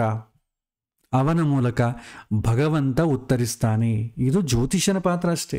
ನಿಜವಾಗಿಯೂ ಪಾತ್ರ ಏನಂತಂದ್ರೆ ಭಗವಂತನದು. ಆ ಭಗವಂತ ಕೂಡ ಪ್ರಕೃತಿ ಮೂಲಕ ನಮಗೆ ತೋರಿಸ್ತಾನೆ. ಸೊ ಜ್ಯೋತಿಷಿಯ ಮನಸ್ಸು ದೈನಂದಿನದ ಸ್ವಾರ್ಥದಿಂದ ಮುಕ್ತವಾದಷ್ಟು ಅವನ ದೈವಿಕ ಶಕ್ತಿ ಶುದ್ಧ ಪಾತ್ರ ಆಗ್ತದೆ. ಅದಕ್ಕೆ ಇದನ್ನು ದೈವ ಚಿಂತನಮಯವಾದಂಥ ಶಕ್ತಿ ಅಂತ ಕರೀತಾರೆ. ಭಗವಂತನ ರೋಲ್ ಏನು ಅಂತ ನಾವು ನೋಡಿದರೆ, ಭಗವಂತನೇ ಎಲ್ಲ ಸೃಷ್ಟಿಯ ಈ ಸೃಷ್ಟಿಶಕ್ತಿಗೆ ಮೂಲ. ಅವನ ಕೃಪೆಯಿಂದಲೇ ವ್ಯಕ್ತಿಗೆ ಶುದ್ಧ ಮನಸ್ಸಿನಲ್ಲಿ ಪ್ರಶ್ನೆ ಮೂಡುತ್ತೆ. ಸೊ ಜ್ಯೋತಿಷಿಯ ಬುದ್ಧಿಯಲ್ಲಿ ಉತ್ತರ ಮೂಡುತ್ತೆ. ಅವನ ಮನಸ್ಸಿನಲ್ಲಿ ಪ್ರಶ್ನೆ, ಜ್ಯೋತಿಷಿಯ ಬುದ್ಧಿಯಲ್ಲಿ ಉತ್ತರ, ಇದೆರಡೂ ಕೂಡ ಪರಸ್ಪರ ಸಹಕಾರಿಯಾಗ್ತದೆ. ಸೊ ಗೀತೆಯಲ್ಲಿ ಇದನ್ನೇ ಹೇಳ್ತಾರೆ, ಮತ್ತ ಸ್ಮೃತಿರ್ ಜ್ಞಾನ ಮವೋಹನಂ ಚ. ಭಗವಂತನೇ ಸ್ಮೃತಿ, ಜ್ಞಾನ ಮತ್ತು ತಿಳುವಳಿಕೆಯ ಮೂಲ ಅಂತ ಹೇಳ್ತಾರೆ. ಅದಕ್ಕಾಗಿ ಪ್ರಶ್ನೆ ಕೇಳುವವನು, ಉತ್ತರಿಸುವವನು ಭಗವಂತನಲ್ಲಿ ಶ್ರದ್ಧೆ ಇರಿಸಬೇಕು. ಅವನೇ ತೀರ್ಪು ಕೊಡ್ತಾನೆ, ನಾವು ಕೇವಲ ಮಾರ್ಗದರ್ಶಕರ ಮಾತ್ರ ಅಂತ ಹೇಳ್ತಾರೆ. ಒಟ್ಟಿಗೆ ಸಾರಾಂಶ ನಾವು ನೋಡಿದ್ರೆ, ಪ್ರಶ್ನೆ ಕೇಳಲು ಶ್ರದ್ಧೆ ಬೇಕು. ಯಾರಾದರೂ ಪ್ರಶ್ನೆಯನ್ನು ಕೇಳಬೇಕು ಅಂದ್ರೆ ಅದು ಪೂರ್ತಿ ದೈವಮಯವಾದಂಥದ್ದು. ಅಶ್ರದ್ಧೆಯಿಂದ ಕೇಳುವ, ಶ್ರದ್ಧೆ ಅಂತಂದ್ರೆ ಇಲ್ಲಿ ಏನಂತಂದ್ರೆ ಅರ್ಥ ಕಾನ್ಸಂಟ್ರೇಷನ್ ಅಲ್ಲ, ನಂಬಿಕೆ. ಅದು ಕೆಲಸ ಮಾಡುತ್ತೆ, ಅದು ಖಂಡಿತ ಅದನ್ನು ನಂಬ್ತೇನೆ, ಅದರ ಮೇಲೆ ನನಗೆ ವಿಶ್ವಾಸ ಇದೆ, ಅದರಂತೆ ನಾನು ನಡೀತೇನೆ. ಶ್ರದ್ಧೆ ಅಂತಂದ್ರೆ ಶಾಸ್ತ್ರದ ಪ್ರಕಾರನಾದ ನಿರ್ವಚನ ಏನಂತಂದ್ರೆ ನಂಬಿಕೆ. ಅದು ಭಗವಂತನ ಅನುಗ್ರಹದಿಂದ ಆಗ್ತಾ ಇದೆ ಅಂತ ನಂಬಿಕೆ ಬೇಕು. ಸೊ ಉತ್ತರ ಹೇಳಲು ಶುದ್ಧವಾದಂಥ ಮನಸ್ಸು ಬೇಕು ಜ್ಯೋತಿಷ್ಯಗೆ. ಅದು ಭಗವಂತನ ಅನುಗ್ರಹದಿಂದನೇ ಆಗ್ತದೆ. ಸೊ ಜ್ಯೋತಿಷಿ ಮತ್ತು ಪೃಚ್ಛಕ ಅಂತಂದ್ರೆ ಪ್ರಶ್ನೆಯನ್ನು ಕೇಳುವವನನ್ನ ಇಲ್ಲಿ ಪೃಚ್ಛಕ ಅಂತ ಕರೀತಾರೆ. ಇವರಿಬ್ಬರೂ ಕೂಡ ಇಬ್ಬರ ಪಾತ್ರಗಳು. ನಿರ್ದೇಶಕ ಯಾರು ಅಂತಂದ್ರೆ ಭಗವಂತ. ಇಲ್ಲಿ ತುಂಬ ದೈವಿ ಶಕ್ತಿಯೇ ಇಲ್ಲಿ ಕೆಲಸ ಮಾಡೋದು. ಸೊ ಆಧ್ಯಾತ್ಮಿಕವಾಗಿ ಒಂದು ಧ್ಯೇಯವಾಕ್ಯವಾಗಿ ನಾವು ನೋಡಿದ್ರೆ, ಗ್ರಹಗಳ ಸಂಕೇತನಗಳಲ್ಲಿ ದೈವದ ಸಂಕಲ್ಪ ಕೇಳಲು ಕಲಿಯುವಂಥ ಕಲೆಯೇ ಪ್ರಶ್ನೆಶಾಸ್ತ್ರ. ದೈವದ ಸಂಕಲ್ಪ ಹೇಗಿದೆ, ಅದನ್ನು ನಾನು ಹೇಗೆ ತಗೊಳ್ಬೇಕು, ಇದೇ ದೈವ ಪ್ರಶ್ನೆಶಾಸ್ತ್ರ ಇದೆ. ಇದು ಪ್ರಾಚೀನರು ನಂಬುವಂಥ ಸಿದ್ಧಾಂತ. ಸೊ ಈಗ ಯಾಕೆ ಇಂತಹ ಅಭಿಪ್ರಾಯ ಸರಿಯಾಗಿರಬಹುದು? ಈಗ ನೋಡಿ, ಕ್ಷಣವೇ ಕರ್ಮದ ಪ್ರತಿಫಲದ ಯೋಗ್ಯ ಸಮಯ ಅಂತ ಹೇಳ್ತಾರೆ. ಕರ್ಮಫಲ ಯಾವ ಕ್ಷಣದಲ್ಲಿ ಪ್ರಕಟಿತವಾಗಬೇಕು ಎಂಬುದು ಕಾಲ ನಿರ್ಧರಿಸುತ್ತೆ.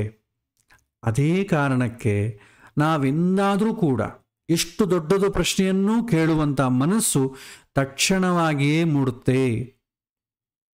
ಅದು ನಮ್ಮ ಒಳಗಿರುವಂಥ ಕರ್ಮ ಸಂಚಿತದ ಒತ್ತಡವೇ ಹೊರಗೆ ಬರುವಂಥದ್ದು. ಆ ಫೋರ್ಸ್ ಒಳಗಿಂದನೇ ಬರುತ್ತೆ. ಇದು ಪ್ಲಾನ್ ಮಾಡಿಕೊಂಡು ಕೇಳುವಂಥ ಅಲ್ಲವೇ ಅಲ್ಲ ಇದು.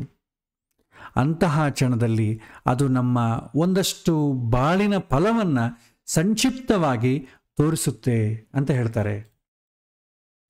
ಇಲ್ಲಿ ಒಂದು ಕ್ಷಣದ ಕರ್ಮ ವೃಂದದ ಚಿತ್ರಣ. ಈಗ ಹೇಳಿದ್ನಲ್ಲ, ನಮಗೆ ಇಡೀ ಜೀವನದಲ್ಲಿ ನಾವು ಎಷ್ಟು ಕರ್ಮವನ್ನು ಅನುಭವಿಸಬೇಕು, ಒಂದೊಂದು ರೆಕಾರ್ಡ್ ಅಂತ ಒಂದೊಂದು ಫೈಲ್ ಅಂದ್ಕೊಳ್ಳಿ. ಆ ಒಂದು ಕ್ಷಣದಲ್ಲಿ ಒಂದು ರೆಕಾರ್ಡ್ ತೆಗೆದ್ರೆ ಆ ಸಮಯದ ಕರ್ಮ ಹೇಗೆ ಕೆಲಸ ಮಾಡ್ತಾ ಇದೆ, ಆ ಚಿತ್ರಣ ನಮಗೆ ಪ್ರಶ್ನೆಯಲ್ಲಿ ಕಾಣುತ್ತೆ. ಸೊ ಜ್ಯೋತಿಷಾಸ್ತ್ರದಲ್ಲಿ ಪ್ರಶ್ನಾಶಾಸ್ತ್ರವನ್ನು ಕ್ಷಣಜಾತಕ ಎನ್ನುವುದು ಏಕೆ ಅಂದರೆ ಇದೇ ಕಾರಣ. ಅಂದರೆ ಅದು ಆ ಕ್ಷಣದ ಗ್ರಹಸ್ಥಿತಿಯಲ್ಲಿ ವ್ಯಕ್ತಿಯ ಕರ್ಮ ಸಂಚಿಕೆ ಮತ್ತು ಪ್ರಾರಬ್ಧದ ಅಂತಃಸರಣವನ್ನು ತಕ್ಷಣ ಹಿಡಿದಿಡ್ತದೆ. ಅಂದರೆ ಆ ಕ್ಷಣವೇ ನಿಮ್ಮ ನಿರ್ದಿಷ್ಟ ಪ್ರಶ್ನೆಯ ಅಂತರಾಳದ ಕರ್ಮ ಪ್ರತಿಫಲದ ಸಂಕೇತವಾಗಿದೆ ಅಂತ ನಾವು ತಿಳ್ಕೊಳ್ತೇವೆ. ಆಮೇಲೆ ನಮ್ಮ ಪ್ರಶ್ನೆ ಯಾರ ಮನಸ್ಸಿನಲ್ಲಿ ಮೂಡುತ್ತದೆ ಅಂತ ಕೇಳಿದರೆ ಅದು ಅಂತಃಕರಣದ ಅವಸ್ಥೆಯಿಂದ ಬರುತ್ತೆ. ಸೊ ಯಾರ ಮನಸ್ಸಲ್ಲಿ ಪ್ರಶ್ನೆ ಬರುತ್ತೆ ಅಂದರೆ ಈಗ ಬೇರೆ, ಈಗ ಪ್ರಶ್ನೆಯನ್ನ ಕೇಳುವವರು ಕೂಡ ಅಷ್ಟು ಸ್ಯಾಂಕ್ಟಿಟಿಯಾಗಿ ಕೇಳಲ್ಲ. ಹಿಂದಿನ ಕಾಲದಾದರೆ ಪ್ರಶ್ನೆಯನ್ನ ಜಾತಕವನ್ನು ಕೇಳಬೇಕಾದ್ರೆ ಅವರು ತುಂಬ ಅದು ಒಂದು ದೇವಸ್ಥಾನಕ್ಕೆ ಹೋಗೋ ಮುಂಚೆ ಅವರು ಯಾವ ರೀತಿ ತಯಾರಾಗಿ ಹೋಗ್ತಾರೋ ಆ ರೀತಿಯೇ ಹಿಂದೆ ಹೋಗ್ತಿದ್ರು. ಈಗ ಅದು ಪೂರ್ತಿ ಬದಲಾಗಿಬಿಡುತ್ತೆ. ನಾವು ದೇವಸ್ಥಾನಕ್ಕೆ ಹೋಗ್ಬೇಕಾದ್ರೆ ಏನು ಮಾಡ್ತೇವೆ? ಬೆಳಗ್ಗೆ ಹೇಳ್ತೇವೆ, ಸ್ನಾನವನ್ನು ಮಾಡ್ತೇವೆ, ಒಳ್ಳೆ ಬಟ್ಟೆಗಳನ್ನು ಉಟ್ಟುಕೊಳ್ತೇವೆ, ಹಣ್ಣು ಹಂಪಲಗಳನ್ನು ಶುಭ ದ್ರವ್ಯಗಳೇನಿದೆ ಎಲ್ಲ ತಗೊಳ್ತೇವೆ, ದೇವಸ್ಥಾನಕ್ಕೆ ಹೊರಡ್ತೇವೆ, ಹೋಗಿ ದೇವರ ದರ್ಶನವನ್ನು ಮಾಡ್ತೇವೆ. ಹಿಂದೆ ದೈವಜ್ಞನನ್ನು ಕೂಡ ಅದೇ ರೀತಿ ದರ್ಶನ ಮಾಡ್ತಿದ್ರು. ಯಾಕೆಂದರೆ ಭಗವಂತ ಅವನಿಂದ ತೋರಿಸ್ತಾನಲ್ವಾ. ಸೊ ಅವನ ಹತ್ರ ಹೋಗಿ ಒಂದು ಒಳ್ಳೆ ಪವಿತ್ರವಾಗಿ ಹೋಗಿ ಶುಭ ದ್ರವ್ಯಗಳನ್ನೆಲ್ಲ ತಗೊಂಡು ಹೋಗಿ ಅವನು ಮುಂದಿಟ್ಟು ಅದರ ಸಂಕೇತವಾಗಿ ಅವನಿಂದ ಒಳ್ಳೆ ಮಾತು, ಭಗವಂತ ಅವನ ಬಾಯಿಂದ ಏನು ಹೊರಡಿಸ್ತಾನೋ ಗೊತ್ತಿಲ್ಲ, ಒಂದು ಮಾತು ಕೇಳೋಣ ಅಂತ ಹಿಂದೆ ಹೋಗ್ತಿದ್ರು. ಪ್ರಶ್ನೆ ಯಾರ ಮನಸ್ಸಿನಲ್ಲಿ ಮೂಡುತ್ತೆ ಅಂತ ಕೇಳಿದ್ರೆ ಅದು ಅಂತಃಕರಣದ ಅವಸ್ಥೆಯಿಂದ ಬರುತ್ತೆ. ಅಂತಃಕರಣ ಅಂತಂದ್ರೆ ನಮ್ಮ ಕರ್ಮ ಸಂಚಿತಗಳ ಹಾಳಿಗಳ ಮೇಲೆ ಹೊಸ ಹೊಸ ಅನುಭವಗಳಿಗಾಗಿ ಮೂಡುವಂಥ ವೇದನೆಗಳ ಗುಚ್ಛ ಅದು. ಆ ಕ್ಷಣದಲ್ಲಿ ಆ ವೇದನೆ ಒಂದು ರೂಪ ತೆಗೆದುಕೊಂಡು ಪ್ರಶ್ನೆಯಾಗಿ ನಮ್ಮ ಹೊರಹೊಮ್ಮುತ್ತೆ. ಪ್ರಶ್ನೆ ಎನ್ನುವುದು ನಮ್ಮ ಬಾಳಿನಲ್ಲಿ ಅನುಭವಿಸಬೇಕಾದಂಥ ಕರ್ಮಗಳಲ್ಲಿ ಒಂದೇ ಒಂದು ಕ್ಷಣದ ಚಿತ್ರಣೆ. ಅದನ್ನು ಗ್ರಹಿಸಲು ಕಲಿಯುವುದು ನಮ್ಮ ಶಕ್ತಿಯೇ ಪ್ರಶ್ನೆಶಾಸ್ತ್ರದ ವಿದ್ಯೆ. ಇಡೀ ಅವನ ಜೀವನದಲ್ಲಿ ಒಂದೇ ಒಂದು ಕ್ಷಣದ ಒಂದು ರೆಕಾರ್ಡ್ ಕರ್ಮ ತೆಗೆದು ಇವನಿಗೆ ಕರ್ಮ ಇದೆ ಅಂತ ನೋಡಬೇಕಾದ್ರೆ ಅವನು ಏನು ಪ್ರಶ್ನೆ ಕೇಳ್ತಾನೆ ಅದೇ ಆಗಿರುತ್ತೆ ಅಂತ ಹೇಳ್ತಾರೆ. ಸೊ ಪ್ರತಿ ಪ್ರಶ್ನೆಯೂ ಒಂದು ಅವಕಾಶ. ನಮ್ಮ ಕರ್ಮವನ್ನು ತಿಳಿಯಲು ಮತ್ತು ದೈವದ ದಾರಿ ನೋಡಲು ಇದೊಂದು ಒಳ್ಳೆ ಅವಕಾಶ ಅಂತ ಕೇಳ್ತಾರೆ. ಆಮೇಲೆ ಇನ್ನೊಂದು ಪ್ರಶ್ನೆ ಬರುತ್ತೆ. ಕೆಲವೊಮ್ಮೆ ಏನು ಮಾಡ್ತಾರೆ ಜನರು, ಸುಮ್ಮನೆ ಪ್ರಶ್ನೆ ಕೇಳ್ತಾ ಇರ್ತಾರೆ. ಸ್ವಲ್ಪ ಅದು ಪ್ರಶ್ನೆಗೆ ಕ್ವಾಲಿಫೈ ಆಗುತ್ತೋ ಅಂತ ಕೂಡ ಭಾಳ ಜನಕ್ಕೆ ಗೊತ್ತಿಲ್ಲ. ಕೇಳ್ತಾರೆ, ಅದು ಪ್ರಶ್ನೆಯಲ್ಲಿ ನೋಡಬೇಕಾ, ಜಾತಕದಲ್ಲಿ ನೋಡಬೇಕಾ, ಜ್ಯೋತಿಷರಿಗೂ ಗೊತ್ತಿರೋದಿಲ್ಲ. ಅವರಿಗೂ ಏನಾಗ್ತದೆ, ಇದು ತಕ್ಷಣ ಪ್ರಶ್ನೆಯೋ ಅಥವಾ ಇದನ್ನು ಕೇಳಬೇಕಾದೋ ಅದು ಅವ್ರಿಗೂ ಗೊತ್ತಿರೋದಿಲ್ಲ. ಇದು ಲಿಂಕ್ ಹೋಗ್ಬಿಟ್ಟಿದೆ. ಸೊ ಈ ರೀತಿ ಸುಮ್ಮನೆ ಪ್ರಶ್ನೆ ಕೇಳಿದಾಗ ಏನು ಮಾಡಬೇಕು, ಇದನ್ನು ಹೇಗೆ ಅರ್ಥ ಮಾಡಿಕೊಳ್ಬೇಕು ಅದಕ್ಕೂ ಹೇಳ್ತದೆ. ಸೊ ಈಗ ಅದು ಯಾಕೆ ಆಗುತ್ತೆ ಅಂತಂದರೆ ಅಪೂರ್ಣತೆ ಮತ್ತು ಅಸ್ಪಷ್ಟತೆ. ಕೆಲವೊಮ್ಮೆ ವ್ಯಕ್ತಿ ಶುದ್ಧವಾದಂಥ ಉದ್ದೇಶ ಇರೋದಿಲ್ಲ, ಕೇವಲ ಆಶ್ಚರ್ಯ ಅಥವಾ ಪರೀಕ್ಷಿಸೋಣ ಅಥವಾ ತಾಳ್ಮೆ ಇಲ್ಲದೆ ಪ್ರಶ್ನೆ ಕೇಳ್ತಾರೆ. ತಾಳ್ಮೆ ಇರೋದಿಲ್ಲ, ಕೇಳಿಬಿಡ್ತಾರೆ. ಕೆಲವೊಮ್ಮೆ ಟೆಸ್ಟ್ ಮಾಡೋಣ ಅದಕ್ಕೂ ಪ್ರಶ್ನೆ ಕೇಳ್ತಾರೆ. ಇನ್ನೊಂದು ಆಶ್ಚರ್ಯ, ಇದೇನಪ್ಪ ಇದು ಆಶ್ಚರ್ಯ ಇದೆ, ತಿಳ್ಕೊಳ್ಳೋಣ, ಇದನ್ನು ಪ್ರಶ್ನೆ ಮಾಡೋಣ. ಈಗ IPL ಮ್ಯಾಚ್ ನಮ್ಮ ಸೋ ಟೀಮ್ ಗೆದ್ದಿತು, ಯಾಕೆ ಗೆದ್ದಿತು ಅಥವಾ ಯಾರು ಗೆಲ್ತಾರೆ ಈ ಥರ ಪ್ರಶ್ನೆ ಮಾಡ್ತಾರೆ. ಇವತ್ತಿನ ಈ ಸಲ ಎಲೆಕ್ಷನಲ್ಲಿ ಯಾರು ಗೆಲ್ತಾರೆ ಇದೆಲ್ಲ ಕೂಡ ತಿಳ್ಕೊಳ್ಬೇಕಾದ ಅವಶ್ಯಕತೆ ಇಲ್ಲ. ಆದರೂ ಕೂಡ ಇಂಥದ್ದನ್ನು ಪ್ರಶ್ನೆ ಮಾಡೋರು ಇದ್ದಾರೆ, ಅದಕ್ಕೆ ಉತ್ತರ ಕೊಡೋ ಪ್ರಯತ್ನ ಮಾಡೋರು ಇದ್ದಾರೆ. ಇದು ಶುದ್ಧವಾದಂಥ ಸಂಕಲ್ಪಗಳಲ್ಲ. ಆ ಕ್ಷಣದಲ್ಲಿ ಅವನ ಮನಸ್ಸು ಶುದ್ಧವಾಗಿಲ್ಲ. ಅಂತಹ ವೇಳೆ ಗ್ರಹಗಳು ಅಥವಾ ಜ್ಯೋತಿಷ್ಯ ಮನಸ್ಸು ಸ್ಪಷ್ಟವಾದಂಥ ಉತ್ತರ ಕೊಡೋದಕ್ಕೆ ಆಗೋದಿಲ್ಲ. ಜ್ಯೋತಿಷಿ ಒಳ್ಳೆ ಶುದ್ಧವಾದ ಬುದ್ಧಿಯಿಂದ ಇದ್ರೂ ಕೂಡ ಕೆಲವೊಮ್ಮೆ ಪ್ರಶ್ನೆ ಶುದ್ಧವಾಗಿಲ್ಲದಿದ್ದರೆ ಜ್ಯೋತಿಷ್ಯ ಹೇಳೋದು ಯಾವುದು ಕೂಡ ಅವನಿಗೆ ವರ್ಕೌಟ್ ಆಗಲ್ಲ. ಇದೆರಡೂ ಇರಬೇಕು, ಶುದ್ಧವಾದ ಮನಸ್ಸು, ಜ್ಯೋತಿಷ್ಯನ ಶುದ್ಧವಾದ ಬುದ್ಧಿ.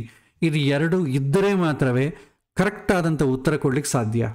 ಅದಕ್ಕೆ ಜ್ಯೋತಿಷ್ಯ ಸ್ವಲ್ಪ ಅನುಷ್ಠಾನವಂತನಾಗಿರಬೇಕು. ಇದು ಜಾತಕ ಭಾಗ ನೀವು ನೋಡಬೇಕಾದ್ರೆ ನಿಮಗೆ ಅನುಷ್ಠಾನ ಆಚಾರ ಜಾಸ್ತಿ ಇಲ್ಲದೇ ಇದ್ರೂ ಕೂಡ ನೀವು ಉತ್ತರ ಕೊಡ್ಬೋದು. ಯಾರ್ಯಾರು ಯಾವ್ಯಾವ ಪ್ರೊಫೆಷನಲ್ ಇದ್ದರೂ ಕೂಡ ಅವರು ಆ ಉತ್ತರವನ್ನು ನೀಡ್ಬೋದು, ಅದೇನು ದೊಡ್ಡ ಕಷ್ಟ ಅಲ್ಲ. ಆದರೆ ಪ್ರಶ್ನೆಶಾಸ್ತ್ರಕ್ಕೆ ಮಾತ್ರ ದೈವಿ ಬಲ ಬೇಕೇ ಬೇಕಾಗ್ತದೆ. ನಾವು ದೈವದಲ್ಲಿ ವಿಶ್ವಾಸ, ಪ್ರಾರ್ಥನೆ, ಆಚರಣೆ ನಮ್ಮದೆಲ್ಲ ಹಾಗೆ ಇರಬೇಕಾಗತ್ತೆ. ಇಲ್ಲಿ ಹಾಗಿರಬೇಕು ಅಂತ ನಿರಂತರ ಎದ್ದು 3000 ಸಲ ಜಪ ಮಾಡಿ, ಸ್ನಾನ ಮಾಡಿ, ಏನೋ ಮನೆಗೆ ತರತರ ವಿಗ್ರಹಗಳಿಟ್ಟುಕೊಂಡು ಆ ರೀತಿಯಲ್ಲ. ಮನಸ್ಸಿನಲ್ಲಿ ಭಗವಂತ ಇರಬೇಕು. ನಿಮ್ಮ ಮನೆಯಲ್ಲಿ ದೇವರ ಕೋಣೆಯಲ್ಲಿ ದೇವರ ವಿಗ್ರಹಗಳಿದ್ರೂ ಪರವಾಗಿಲ್ಲ, ಮನಸ್ಸಿನಲ್ಲಿ ಸದಾ ಭಗವಂತ ಇರಬೇಕು. ಮನಸ್ಸಿನಲ್ಲಿ ಸದಾ ಭಗವಂತ ಇರಬೇಕು ಅಂತಂದರೆ ನಾವು ಯಾವುದನ್ನು ನೋಡ್ತೀವೋ ಅದೇ ನಮ್ಮ ಮನಸ್ಸಿನಲ್ಲಿರುತ್ತೆ. ಹಾಗಾಗಿ ನಿರಂತರ ಭಗವಂತನು ಕಾಣುವಂಥ ದ್ರವ್ಯಗಳಾಗಲಿ ವಸ್ತುಗಳಾಗಲಿ ಎದುರಿಗೆ ಕಾಣ್ತಾ ಇದ್ರೆ ಮನಸ್ಸಿನಲ್ಲಿ ಭಗವಂತ ಇರ್ತಾನೆ. ಹಾಗಿಟ್ಟುಕೊಂಡವರೆಲ್ಲ ಕೂಡ ಮನಸ್ಸಿನಲ್ಲಿ ಭಗವಂತ ಇರ್ತಾನೆ ಅಂತ ಅಂದುಕೊಳ್ಬೇಡಿ. ದೇವಸ್ಥಾನಕ್ಕೆ ಹೋಗುವವರೆಲ್ಲರೂ ಕೂಡ ದೇವರ ಭಕ್ತರಲ್ಲ. ಆದರೆ ದೇವರ ಭಕ್ತ ಖಂಡಿತ ದೇವಸ್ಥಾನಕ್ಕೆ ಹೋಗ್ತಾನೆ ಅಷ್ಟೇ. ನಾವು ಎಲ್ಲರೂ ಭಕ್ತರು ಅಂತ ಹೇಳಿಕ್ಕೆ ಬರೋದಿಲ್ಲ. ವ್ಯವಹಾರದಲ್ಲಿ ಅನ್ಬೋದು, ಇಲ್ಲ ರೀ ಭಕ್ತಾದಿಗಳೆಲ್ಲ ಕೂಡ ದೇವಸ್ಥಾನಕ್ಕೆ ಹೋಗ್ತಾರೆ, ಭಕ್ತಾದಿಗಳೆಲ್ಲ ಕೂಡ ದೇವಸ್ಥಾನಕ್ಕೆ ಹೋಗೋದಿಲ್ಲ. ಮನೆಯಲ್ಲೇ ಕೂತಿದ್ದು ಭಗವಂತನ ಸ್ಮರಣೆ ಮಾಡು ಕೂಡ ಭಕ್ತನೇ. ದೇವಸ್ಥಾನಕ್ಕೆ ಹೋಗೋರನ್ನ ಮಾತ್ರ ನಾವು ಆ ರೀತಿ ಒಂದು ಟ್ಯಾಂಗ್ ಹಾಕ್ಲಿಕ್ಕೆ ಬರೋದಿಲ್ಲ. ಹಾಗಂತೇಳಿ ದೇವಸ್ಥಾನಕ್ಕೆ ಹೋಗೋರೆಲ್ಲರೂ ಭಕ್ತರು ಅಂತ ಅನ್ಲಿಕ್ಕೆ ಬರೋಲ್ಲ. ಭಕ್ತಿ ಅಂತಂದ್ರೆ ಏನು? ಬೆಳಗ್ಗೆ ಪಾಠದಲ್ಲಿ ನಾವು ಹೇಳಿದ್ವಿ, ಮನಃಶಾಸ್ತ್ರದ ಪಾಠದಲ್ಲಿ, ಭಕ್ತಿ ಅಂದ್ರೆ ಪ್ರೀತಿ. ಮನಸ್ಸಿನಲ್ಲಿ ಭಗವಂತ ಅಂತ ಪ್ರೀತಿ ಇದ್ರೆ ಅವನು ಭಕ್ತಿ ಆಗ್ತದೆ. ಆ ಭಕ್ತಿ ಯಾರಿದೆಯೋ ಅವನು ಭಕ್ತ ಆಗ್ತಾನೆ. ನಾವು ತರತರದ ಚಿಹ್ನೆಗಳು ಹಾಕ್ಕೊಂಡು, ವಿಶೇಷವಾದಂಥ ಮಣಿ ಮಾದಿಕ್ಯಾದಿಗಳನ್ನ ಧರಿಸಿಕೊಂಡು, ಮಡಿಬಟ್ಟೆಗಳು ಉಟ್ಟುಕೊಂಡ್ರೆ ಭಕ್ತನಾಗ್ಲಿಕ್ಕೆ ಸಾಧ್ಯ ಇಲ್ಲ. ಅದು ಅಂತರಂಗದ ಪ್ರಕ್ರಿಯೆ, ಬಾಹ್ಯಕ್ರಿಯೆ ಅಲ್ಲ. ಸೊ ಹಾಗಾದರೆ ಇದು ಪ್ರಶ್ನೆಗಾರರ ಮನೋಭಾವವನ್ನು ಪರೀಕ್ಷಿಸುವುದು ದೈವದ ಒಂದು ರೀತಿಯ ಪ್ರಯೋಗ ಅಂತ ನಾವು ಅರ್ಥ ಮಾಡಿಕೊಳ್ಳಬೇಕು. ಯಾವಾಗ ಅಪೂರ್ಣತೆ ಅಥವಾ ಅಸ್ಪಷ್ಟತೆ, ನಮಗೆ ಪ್ರಶ್ನೆ ಕೇಳಿದಾಗ ಸರಿಯಾದಂಥ ಉತ್ತರ ಸಿಗದೇ ಇದ್ದರೆ ಅಥವಾ ಬೇಕಾದ ಉತ್ತರ ಸಿಗದೇ ಇದ್ದರೆ, ಅಸ್ಪಷ್ಟವಾಗಿದ್ದರೆ, ಅದಕ್ಕೆ ಕಾರಣ ಕೇಳುವಂಥವನ ಮನಸ್ಸು ಸರಿಯಾಗಿರೋದಿಲ್ಲ, ಹೇಳುವಂಥವನ ಬುದ್ಧಿಯೂ ಸರಿಯಾಗಿರೋದಿಲ್ಲ. ಈ ಸಮಯದಲ್ಲಿ ಈ ರೀತಿ ಆಗ್ಲಿಕ್ಕೆ ಅವಕಾಶ ಉಂಟು. ಎರಡನೇದು, ದೈವದ ಸಂಯೋಜನೆಯ ಯೋಗ್ಯತೆ ಇಲ್ಲದೆ ಇರೋದು. ನಮ್ಮ ಜೀವನದಲ್ಲಿ ಎಲ್ಲವೂ ಕೂಡ ಕಾಲಪ್ರಬುದ್ಧವಾಗಿರಬೇಕು ಅಂತ ಅಂಬೋದಿರುತ್ತೆ. ಒಂದು ಫಲ ಪಾಕವಾಗದಿದ್ದರೆ ಮರದ ಹಣ್ಣು ಹೇಗೆ ಬೀಳುವುದಿಲ್ಲವೋ ಅದೇ ರೀತಿ ವ್ಯಕ್ತಿಯ ಪ್ರಶ್ನೆಗೆ ತಕ್ಷಣದ ಉತ್ತರ ದೈವ ಕೊಡುವುದಿಲ್ಲ. ಒಂದು ಹಣ್ಣು ಕೆಳಗೆ ಬೀಳಬೇಕಾದ್ರೆ ಏನು ಮಾಡಬೇಕು? ಅದು ಪೂರ್ತಿ ಪರಿಪಕ್ವ ಆಗಬೇಕು. ಹಣ್ಣಾದರೆ ಈಸಿಯಾಗಿ ಕೆಳಗೆ ಅದೇ ಬಿದ್ದು ಬಿಡ್ತದೆ, ಅಥವಾ ನಾವು ಕಿತ್ತೋ ಕಾಲಕ್ಕೂ ತುಂಬ ಈಸಿಯಾಗಿ ಬರ್ತದೆ. ಅದನ್ನು ಹಣ್ಣು ಆಗಿಲ್ಲ ಅಂದ್ಕೊಳ್ಳಿ, ಅದನ್ನು ಕಿತ್ತೋದು ತುಂಬ ಕಷ್ಟ, ಅದಕ್ಕೆ ಕೆಳಗೆ ಬೀಳೋದಿಲ್ಲ.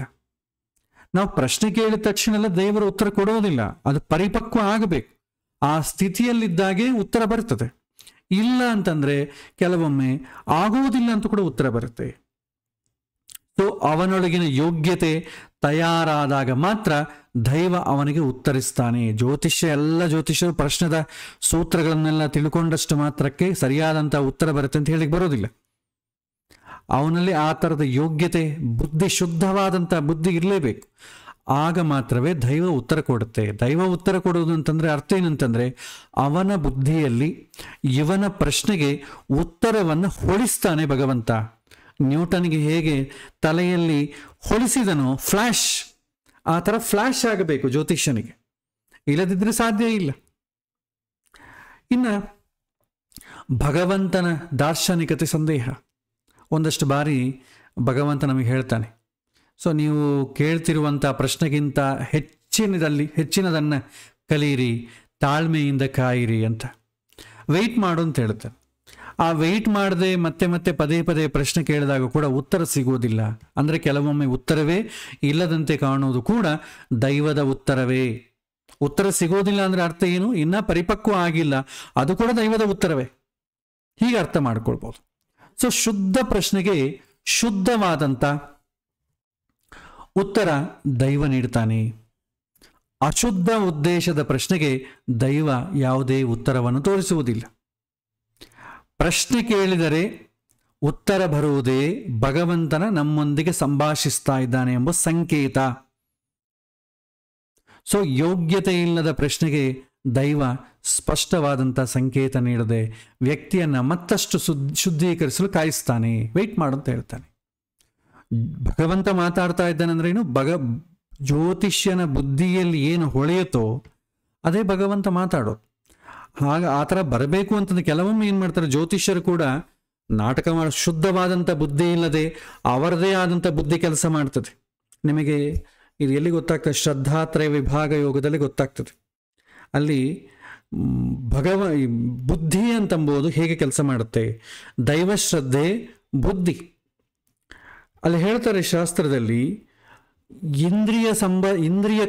ಇಂದ್ರಿಯ ಒಂದು ಅನುಭವಕ್ಕೆ ಒಳಗಾಗುವಂಥ ಯಾವುದೇ ವಿಷಯಗಳಿರಲಿ ಅದೆಲ್ಲ ಕೂಡ ಬುದ್ಧಿಯಿಂದಲೇ ನಾವು ನಿರ್ಣಯ ತಗೊಳ್ಬೇಕು.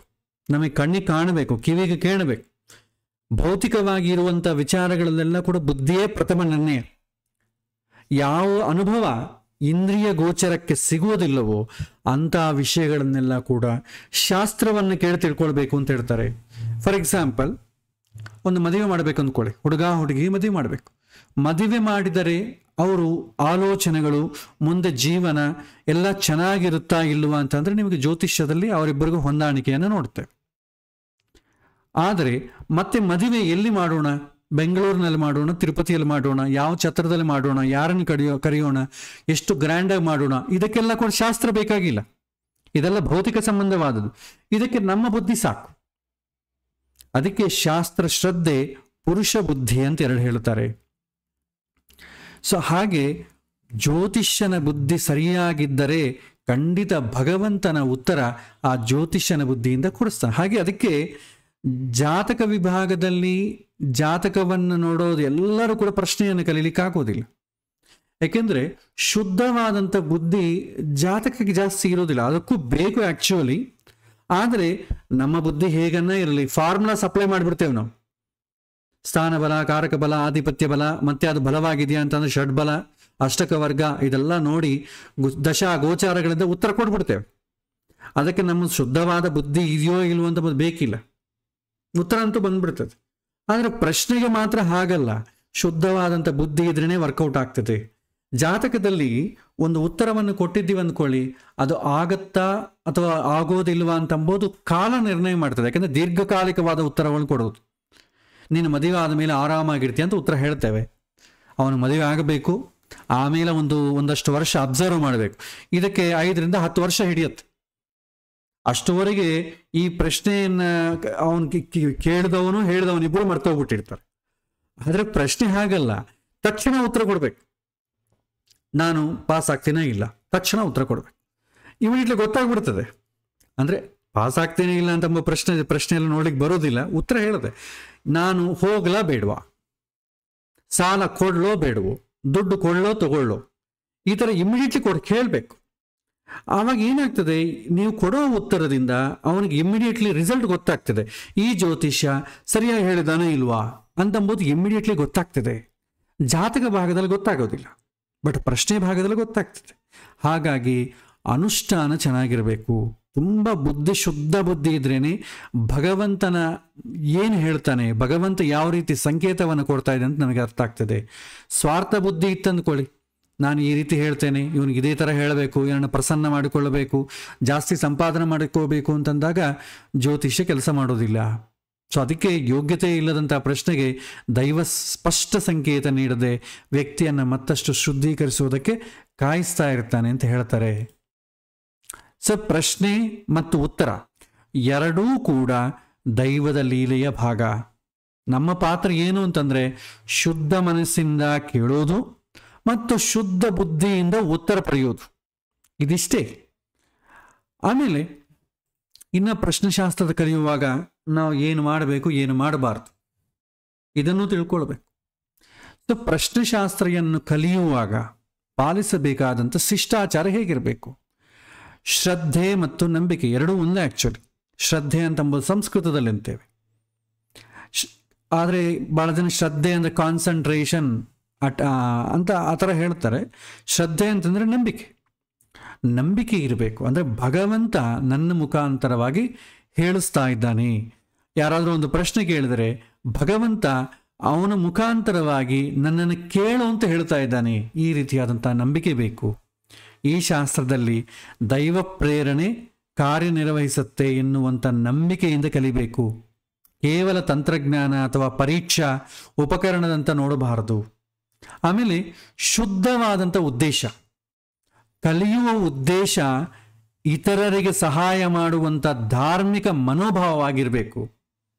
ತಾನು ಅದ್ಭುತವಾದಂಥ ವಿಚಾರ ತಿಳ್ಕೊಂಡಿದ್ದೇನೆ, ಅದರ ಮಾಲೀಕ ಅಂತ ತೋರಿಸುವಂಥ ಭಾವನೆ ಇರಬಾರದು. ನನಗೆ ಶಾಸ್ತ್ರ ವಶವಾಗಿದೆ, ನಾನೇ ಪರ್ಫೆಕ್ಟಾಗಿ ಹೇಳಬಲ್ಲೆ, ನನ್ನಂಥವ್ರು ಯಾರು ಹೇಳ್ತಾರೆ, ನಾನು ಹೇಳಿದ ನನ್ನ ಸಕ್ಸಸ್ ರೇಟ್ ಇಷ್ಟು ಜನಕ್ಕೆ ನಾನು ಹೇಳಿದ್ದು ಕರೆಕ್ಟಾಗಿದೆ, ಈ ರೀತಿಯಾದಂಥ ಭಾವನೆ ಇರಬಾರದು ಅಂತ ಹೇಳ್ತಾರೆ. ಆಮೇಲೆ ಗಮನ ಮತ್ತು ಪರಿಶೀಲನೆ. ಪ್ರಶ್ನೆಯನ್ನು ಕೇಳುವವನ ಮನೋಭಾವ, ಸಂದರ್ಭ, ಆ ಕ್ಷಣವನ್ನು ಪರಿಶೀಲನೆ ಮಾಡೋದಕ್ಕೆ ಅಭ್ಯಾಸ ಮಾಡಬೇಕು. ನಿರಂತರ ಅಭ್ಯಾಸ ಇರಬೇಕು, ಇಲ್ಲದ್ರೆ ಸಾಧ್ಯ ಇಲ್ಲ. ಯಾವ ಪ್ರಶ್ನೆಗೆ ಉತ್ತರ ಸಾಧ್ಯ ಆಗತ್ತೆ, ಯಾವ ಪ್ರಶ್ನೆಗೆ ಉತ್ತರ ಸಾಧ್ಯ ಆಗೋದಿಲ್ಲ ಅಂತಂಬುದು ಜ್ಯೋತಿಷ್ಯನಿಗೆ ಗೊತ್ತಿರಬೇಕು. ಎಲ್ಲದಕ್ಕೂ ಪ್ರಶ್ನೆ ಫಾರ್ಮುಲಾ ಸಪ್ಲೈ ಮಾಡಿಬಿಟ್ರೆ ನಮಗೆ ಗೊಂದಲ ಆಗ್ಬಿಡುತ್ತೆ. ಸೊ ಯಾವ ಪ್ರಶ್ನೆ ಕ್ವಾಲಿಫೈ ಆಗತ್ತೆ, ಯಾವ ಪ್ರಶ್ನೆ ಕ್ವಾಲಿಫೈ ಆಗೋದಿಲ್ಲ, ಅದು ಗೊತ್ತಿರಬೇಕು. ಆಮೇಲೆ ತಾಳ್ಮೆ ಇರಬೇಕು. ಕ್ಷಮೆ ಮತ್ತು ತಾಳ್ಮೆ 2 ಗುಣ ಇರಬೇಕು ಜ್ಯೋತಿಷ್ಯನಿಗೆ. ಪ್ರತಿಯೊಂದು ಪ್ರಶ್ನೆಗೆ ತಕ್ಷಣ ಸ್ಪಷ್ಟ ಉತ್ತರ ಸಿಗುವುದಿಲ್ಲ, ಇದು ಅರ್ಥ ಮಾಡಿಕೊಳ್ಬೇಕು. ತಾಳ್ಮೆಯಿಂದ ಗ್ರಹಗಳ ಸಂಕೇತವನ್ನು ಅಭ್ಯಾಸ ಮಾಡಿ ತಿಳಿಬೇಕು. ಕೆಲವೊಮ್ಮೆ ಉತ್ತರ ಹೊಳೆಯದೇ ಇದ್ದರೆ ಹೇಳಬೇಕು, ಯಾಕೋ ಇವತ್ತು ಹೊಳಿತಾ ಇಲ್ಲ, ಮತ್ತೊಮ್ಮೆ ಬನ್ನಿ ಅಂತ ಹೇಳಲೇಬೇಕು. ಅದು ಹಾಗೆ ಅಷ್ಟೇ ಅಲ್ಲದೆ ಹೇಗೋ ಬಂದಿದ್ದಾನೆ ಯಾವುದೋ ಒಂದು ಹೇಳಿ ಕಳಿಸೋಣ ಅಂತ ಇರಲೇಬಾರದು. ಆಮೇಲೆ ಧ್ಯಾನ ಮತ್ತು ಜಪ. ಈಗ ಬುದ್ಧಿ ಅಂತಂಬೋದು ಶುದ್ಧವಾಗಿರ್ಬೇಕಾದ್ರೆ ಏನು ಮಾಡಬೇಕು? ಮನಸ್ಸು ಹೇಳಿದಂಗೆ ಕೇಳಬೇಕು. ಮನಸ್ಸು ತನ್ನ ರಿಕ್ವೈರ್ಮೆಂಟ್ಸ್ ಜಾಸ್ತಿ ಇತ್ತು ಅನ್ಕೊಳ್ಳಿ. ಈಗ ಇವನು ಬಂದಿದ್ದಾನೆ, ಇವನಿಗೆ ಆಗೋ ಅವನಿಗೆ ಕರೆಕ್ಟಾಗಿ ನೀವು ಹೇಳಬೇಕು, ಅವನು ಹೇಳಿದ್ರೇ ನಮಗೆ ಕ್ಲೈಂಟ್ಸ್ ಇನ್ನೊಂದ್ಸಲ ನನ್ನ ಹತ್ರ ಬರ್ತಾನೆ, ಈ ರೀತಿ ಮನಸ್ಸು ರಿಕ್ವೆಸ್ಟ್ ಮಾಡ್ತಾ ಇತ್ತು ಅನ್ಕೊಳ್ಳಿ. ಬುದ್ಧಿ ಶುದ್ಧವಾಗಿರೋದಿಲ್ಲ. ಆವಾಗ ಏನಾಗ್ತದೆ, ತನಗೆ ತೋಚಿದಂತೆ ಹೇಳ್ತಾನೆ.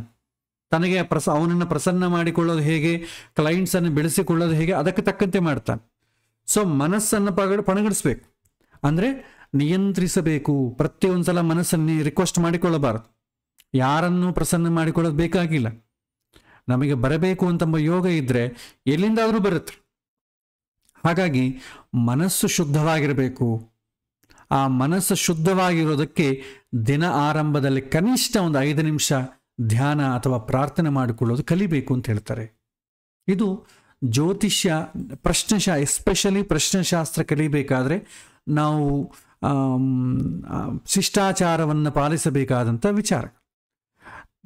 ಪಾಠವನ್ನು ತಿಳ್ಕೊಳ್ಳಿ, ನೀವು ಅದನ್ನು ಒಂದು ಅಭ್ಯಾಸ ಮಾಡಿ ಯಾರಿಗಾದರೂ ಫಲವನ್ನು ಹೇಳಬೇಕು ಅಂತಂದಾಗ ಈ ನಿಯಮಗಳು ಪಾಲಿಸಬೇಕು. ತಿಳ್ಕೊಳ್ಳೋದಕ್ಕೇನಿಲ್ಲ, ತಿಳ್ಕೊಳ್ಬೇಕಾದ್ರೂ ಕೂಡ ಹೊಳಿಬೇಕಲ್ಲ, ಅದಕ್ಕೆ ಇದ್ದರೆ ಉತ್ತಮ. ಈಗಲೇ ಆಚರಣೆ ಮಾಡಿದ್ರೂ ತುಂಬ ಉತ್ತಮ. ಮತ್ತು ಯಾವ್ದು ಇರಬಾರದು, ಯಾವ್ದು ತಪ್ಪಿಸಬೇಕು. ನಾನು ಎಲ್ಲವನ್ನೂ ತಿಳಿದವನು ಅಥವಾ ನಾನು ಭವಿಷ್ಯವನ್ನೇ ಬದಲಾಯಿಸ್ತೇನೆ ಎಂಬ ಭಾವನೆಯನ್ನು ಬೆಳೆಸಿಕೊಳ್ಳೋದು ಬೇಡ.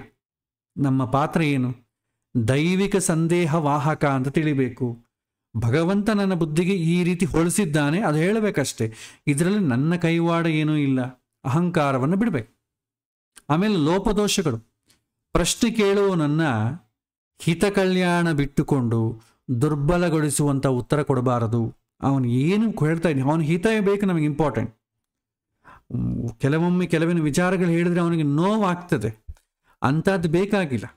ಅವನಿಗೆ ತಕ್ಷಣ ಯಾವುದು ಹಿತ ಆಗತ್ತೆ, ಅವನನ್ನು ವಿಶ್ವಾಸ ಯಾವುದು ಬೆಳೆಸುತ್ತೆ ಅಂಥ ವಿಚಾರಗಳನ್ನು ಹೇಳಬೇಕು. ಅವನು 108 ಪ್ರಶ್ನೆ ಕೇಳ್ತಾನೆ, ಆದರೆ ಅವನಿಗೆ ಹಿತ ಆಗುವಂಥ ವಿಚಾರಗಳನ್ನು ಮಾತ್ರವೇ ನಾವು ಹೇಳಬೇಕು. ಹೇಳ್ತಾನೆ IPL ಮ್ಯಾಚ್ ಗೆಲ್ತೀವಾ ಇಲ್ಲ ಅಂತ ಕೇಳ್ತಾನೆ. ಇದರಲ್ಲಿ ಯಾರಿಗೆ ಹಿತ, ಯಾರಿಗೆ ಕಲ್ಯಾಣ? ನಮಗೆ ಅವಸರವೇ ಇಲ್ಲದಲ್ಲ. ನಾನು ಎಲೆಕ್ಷನಲ್ಲಿ ಯಾರು ಗೆಲ್ತಾರೆ, ನಾನು ಈ ಸಲ ಪಾಸ್ ಆಗ್ತೀನೋ ಇಲ್ವೋ, ಇಂಥ ಅಹಿತವಾದಂಥ ಪ್ರಶ್ನೆಗಳನ್ನು ಕೇಳಿದಾಗ ಅದನ್ನು ಬಿಡಬೇಕಾಗತ್ತೆ. ಈ ಥರ ಪ್ರಶ್ನೆಗಳು ನೋಡೋದಿಲ್ಲ ಅಂತ ಸ್ಟ್ರೈಟ್ ಫಾರ್ವರ್ಡಾಗಿ ಹೇಳಬೇಕಾಗುತ್ತೆ. ಮತ್ತು ತೇಜೋವಧೆ ಮಾಡುವಂಥ ಉತ್ತರಗಳನ್ನು ಹೇಳಬಾರದು. ಅವನನ್ನು ಪಾಪ ಗಾಬರಿಗೊಳಿಸೋ ಥರ, ಅವನನ್ನು ನಿಶ್ಯಕ್ತನನ್ನು ಮಾಡುವಂಥ ಯಾವುದು ಕೂಡ ಅವನಿಗೆ ಉತ್ತರ ಕೊಡಬಾರದು. ಆಮೇಲೆ ಪರೀಕ್ಷಿಸಲು ಕಲಿಯೋದು, ಇದನ್ನು ಮಾಡಬಾರ್ದು. ಇದನ್ನು ಕೇವಲ ಎಷ್ಟು ನಿಖರ ಅಂತ ಪರೀಕ್ಷೆ ಮಾಡಲಿಕ್ಕೆ ಕೆಲವು ಜನ ಬಳಸ್ತಾರೆ, ಅದು ಮಾಡಬಾರದು. ದೈವದ ಸಂಕೇತಗಳನ್ನು ಅಪಹಾಸ್ಯ ಮಾಡುವಂಥ ಸ್ಪರ್ಧಾತ್ಮಕವಾದ ವಿಚಾರಗಳನ್ನು ಕಲಿಬಾರದು. ನಾನು ಹೇಳಿದ ಸತ್ಯ ಆಗತ್ತೆ, ಬೇಕಾದ್ರೆ ಇದು ಹೇಳ್ತೀನಿ ನೋಡು, ಅದು ಆಗಲಾದ್ರೆ ನನ್ನ ಹೆಸರು ತೆಗೆದು ಬಿಡ್ತೇನೆ, ಈ ರೀತಿ ಮಾಡಬಾರದು. ಸೊ ಬೋಧಕನನ್ನು ಪ್ರಶ್ನಿಸುವಂಥ ಧೋರಣೆ, ಗುರು ಆಗ್ಬೋದು. ಗುರು ಅಥವಾ ಶಾಸ್ತ್ರದ ಮೇಲೆ ಅನುಮಾನವಿಟ್ಟು ಕಲಿಬಾರದು. ಸಮರ್ಪಣೆ ಇಲ್ಲದೆ, ಕಮಿಟ್ಮೆಂಟ್ ಇಲ್ಲದೆ ಕಲಿಯುವವರ ಮನಸ್ಸು ಶುದ್ಧವಾಗಿರೋದಿಲ್ಲ. ಮತ್ತು ಹಣದ ಆಶೆ, ಕೇವಲ ಹಣದ ಆಕಾಂಕ್ಷೆಯಿಂದ ಅಥವಾ ಅಪ್ರಾಮಾಣಿಕವಾದ ಉದ್ದೇಶಗಳಿಂದ ಕಲಿಬಾರದು. ಇದು ಪ್ರಶ್ನೆಶಾಸ್ತ್ರದಲ್ಲಿರುವಂಥ ನಿಯಮ. ಜಾತಕ ಬೇಕಾದರೆ ಸ್ವಲ್ಪ ಹಾಗೂ ಹೀಗೂ ನಡೀತದೆ. ಸೊ ಪ್ರಶ್ನೆ ನಿಖರವಾಗಿ ಹೇಳೋದು ಆದ ಕಾರಣ ಇದು ಹಾದಿ ತಪ್ಪಿಸಲಿಕ್ಕೆ ಬಹಳಷ್ಟು ಕಾರಣಗಳಾಗ್ತದೆ. ಹಾಗಾಗಿ ಶುದ್ಧವಾದಂಥ ಮನಸ್ಸಿನಿಂದ ಕಲಿಯೋದು ಶಾಸ್ತ್ರವನ್ನು ಶುದ್ಧವಾಗಿ ಮಾತಾಡಲು ಅವಕಾಶ ಕೊಡುತ್ತೆ. ಭಗವಂತನ ಪ್ರೇರಣೆಯನ್ನು ಶ್ರದ್ಧೆಯಿಂದ ಗ್ರಹಿಸಿ ಇತರರ ಕರ್ಮವನ್ನು ಹಗುರು ಮಾಡಲು ಕಲಿಬೇಕು ಅಂತ ಹೇಳ್ತಾರೆ. ಇದು ಪ್ರಶ್ನೆಯಲ್ಲಿ ಇರುವಂಥದ್ದು. ಇನ್ನು ಈ ಒಂದು ಪಾಠದಲ್ಲಿ ಯಾವ ಯಾವ ರೀತಿ ಪ್ರಶ್ನೆ ಭಾಗ ಹೋಗುತ್ತೆ ಅಂತಂದಾಗ, ಪ್ರಶ್ನೆಯಲ್ಲಿ ಹಲವಾರು ಪ್ರಶ್ನೆ ಇದೆ. ಅದರಲ್ಲಿ ಶಕುನ ಅಂತಂಬೋದು ಪ್ರಶ್ನೆಯೇ, ಶಕುನ ಶಾಸ್ತ್ರ, ಸ್ವಪ್ನ ಪ್ರಶ್ನೆ ಅಂತೇವೆ. ಕನಸಿನಲ್ಲಿ ಕೂಡ ಕೆಲವೊಮ್ಮೆ ಎಲ್ಲದಕ್ಕೂ ಅಲ್ಲ, ಎಲ್ಲ ಕನಸುಗಳನ್ನು ನಾವು ಪ್ರಶ್ನೆಯಲ್ಲಿ ಅನುಸಂಧಾನ ಮಾಡಲಿಕ್ಕೆ ಬರೋದಿಲ್ಲ. ನಮಗೆ ಪ್ರಶ್ನೆ ಉದಯಿಸಿದಾಗ, ಆ ಪ್ರಶ್ನೆ ಉದಯಿಸಿದಾಗ ಒಂದು 2-3 ದಿನದಲ್ಲಿ ಏನಾದರೂ ಸ್ವಪ್ನ ಆದರೆ ಅದನ್ನು ಮಾತ್ರವೇ ಕನ್ಸಿಡರ್ ಮಾಡ್ತೇವೆ. ಅವನಿಗೇನಾದರೂ ಸ್ವಪ್ನ ಆಗಿರ್ಬೋದು, ಅಥವಾ ಜ್ಯೋತಿಷ್ಯನಿಗೇನಾದರೂ ಸ್ವಪ್ನ ಬಂದಿರ್ಬೋದು. ಈ ರೀತಿ ಬಂದಾಗ ಅದಕ್ಕೆ ಸಾಮ್ಯವಾಗಿದ್ದಾಗ ಅದನ್ನು ಉಪಯೋಗಿಸ್ತೇವೆ. ಹಾಗೆಂತೇಳಿ ಇವಾಗ ಏನು ಮಾಡ್ತಾರೆ, ಭಾಳ ಜನ ಹೇಳ್ತಾರೆ ಬೆಳಗಿನ ಜಾವ ಬಂದಂಥ ಕನಸುಗಳು ನಿಜ ಆಗ್ತದೆ. ಅದಕ್ಕೆ ಸ್ಯಾಂಕ್ಟಿಟಿ ಇಲ್ಲ. ನಮಗೆ ಪ್ರಶ್ನೆ ಬರಬೇಕು, ಆ ಪ್ರಶ್ನೆಗೆ ತಕ್ಕಂತೆ ಸ್ವಪ್ನದಲ್ಲಿ ಸೂಚನೆ ಇರಬೇಕು. ಇದೆರಡು ಮಿಕ್ಸ್ ಆಗಬೇಕು.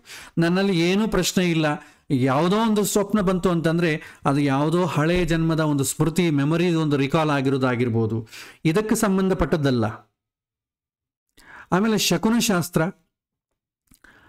ಆಮೇಲೆ ನಾವು ಏನಾದರೂ ಒಂದು ಪ್ರಶ್ನೆ ಮಾಡಿದಾಗ ಪ್ರಕೃತಿಯಲ್ಲಿ ಸಂಕೇತಗಳು ಹೇಗಿದೆ, ಯಾವ ಸಂಕೇತಗಳು ಶುಭವನ್ನು ಸೂಚನೆ ಮಾಡ್ತದೆ, ಯಾವ ಸಂಕೇತಗಳು ಅಶುಭವನ್ನು ಸೂಚನೆ ಮಾಡ್ತದೆ, ಅದನ್ನು ಕಂಡು ಹಿಡಿಬೇಕು. ಇದು ದೈವವೇ ಆಗ್ತದೆ ಇದು. ಯಾಕೆಂತಂದ್ರೆ ಅವನು ಪ್ರಶ್ನೆ ಕೇಳಿದ ತಕ್ಷಣ ಮನೆಯಲ್ಲಿ ಆ ಕಡೆ ಈ ಕಡೆ ಕರ್ಕಶವಾದಂಥ ಶಬ್ದಗಳು ಇಂಥದ್ದು ಜನರೇಟ್ ಆಯ್ತು ಅಂದ್ಕೊಳ್ಳಿ, ಭಗವಂತ ಇದು ಪ್ರತಿಕೂಲವಾಗಿದೆ ಅಂತ ಆ ಶಬ್ದಗಳ ಮೂಲಕ ನಮಗೆ ತಿಳಿಸ್ತಾನೆ.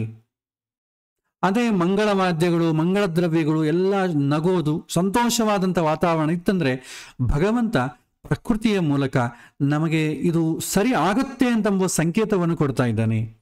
ಇದಕ್ಕೆ ಶಕುನಶಾಸ್ತ್ರ, ಸ್ವಪ್ನಶಾಸ್ತ್ರ, ಆಮೇಲೆ ಹೋರ ಪ್ರಶ್ನೆ ಅಂತೇವೆ.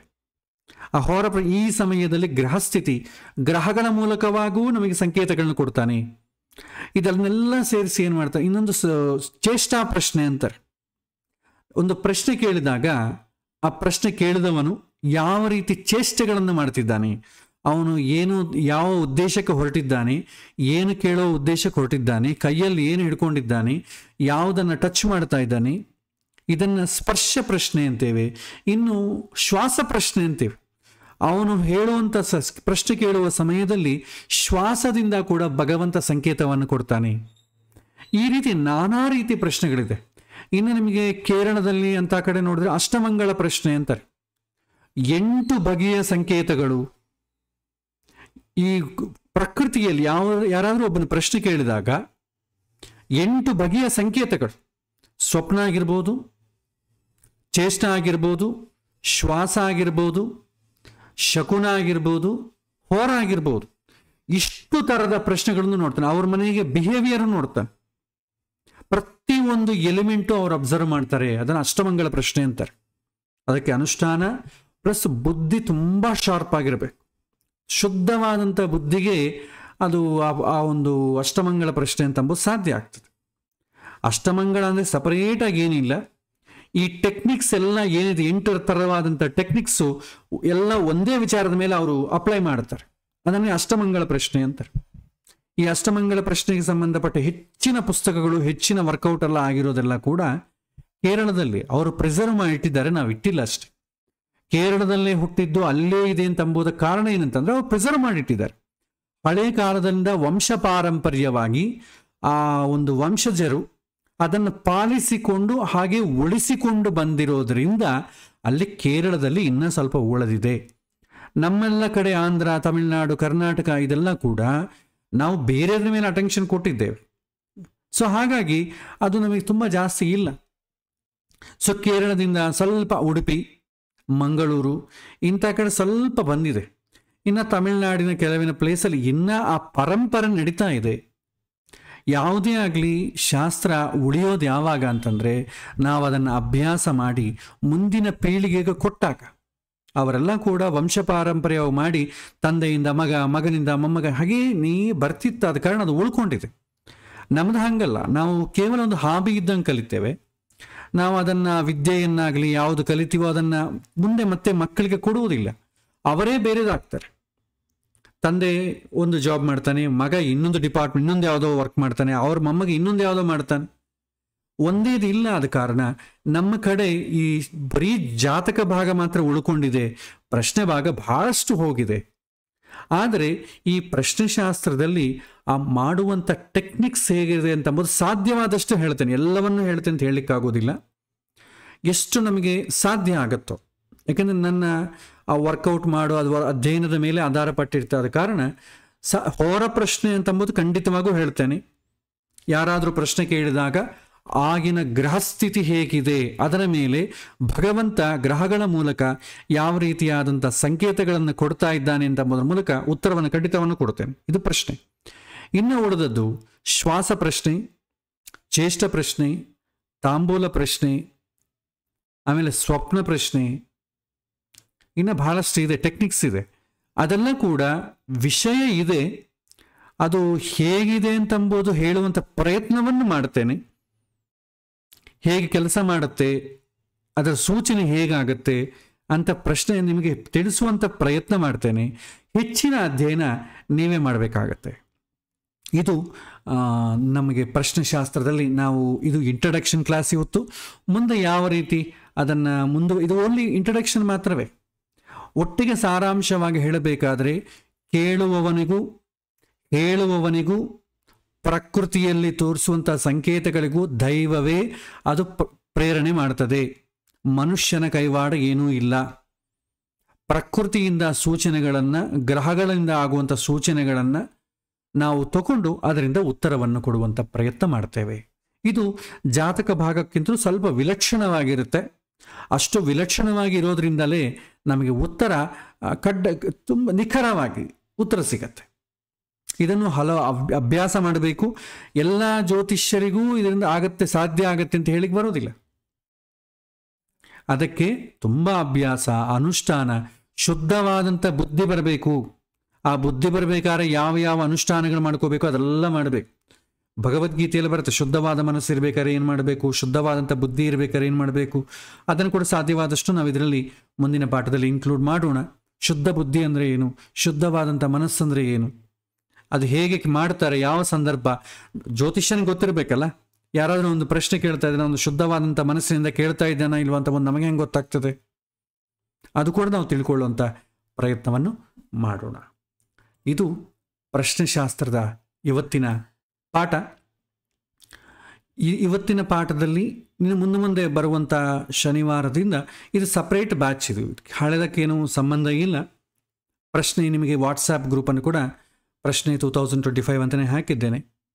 ಸೊ ಇದನ್ನು ಅಭ್ಯಾಸವನ್ನು ಮಾಡಿ ಇದಕ್ಕೆ ಸಂಬಂಧಪಟ್ಟ ಪ್ರಶ್ನೆಗಳನ್ನೇ ಮುಂದುವರಿಸಿ ಸಾಧ್ಯವಾದಷ್ಟು. ಯಾಕೆಂತಂದರೆ ಪ್ರಶ್ನೆ ಅಂತಂಬೋದು ತುಂಬ ದೊಡ್ಡದು, ಅದು ಚಿಕ್ಕ ಟಾಪಿಕ್ ಅಲ್ಲ. ಇಷ್ಟುವರೆಗೂ ನಾವು ಜಾತಕ ಭಾಗವನ್ನು ಏನು ಕೇಳಿದ್ದೇವೆ ಅದರಷ್ಟು ಸಮಾನ, ಅದಕ್ಕಿಂತಲೂ ಸ್ವಲ್ಪ ದೊಡ್ಡದಾದಂಥ ಶಾಸ್ತ್ರವೇ ಈ ಪ್ರಶ್ನೆಶಾಸ್ತ್ರ, ಚಿಕ್ಕದಂತೂ ಅಲ್ಲ.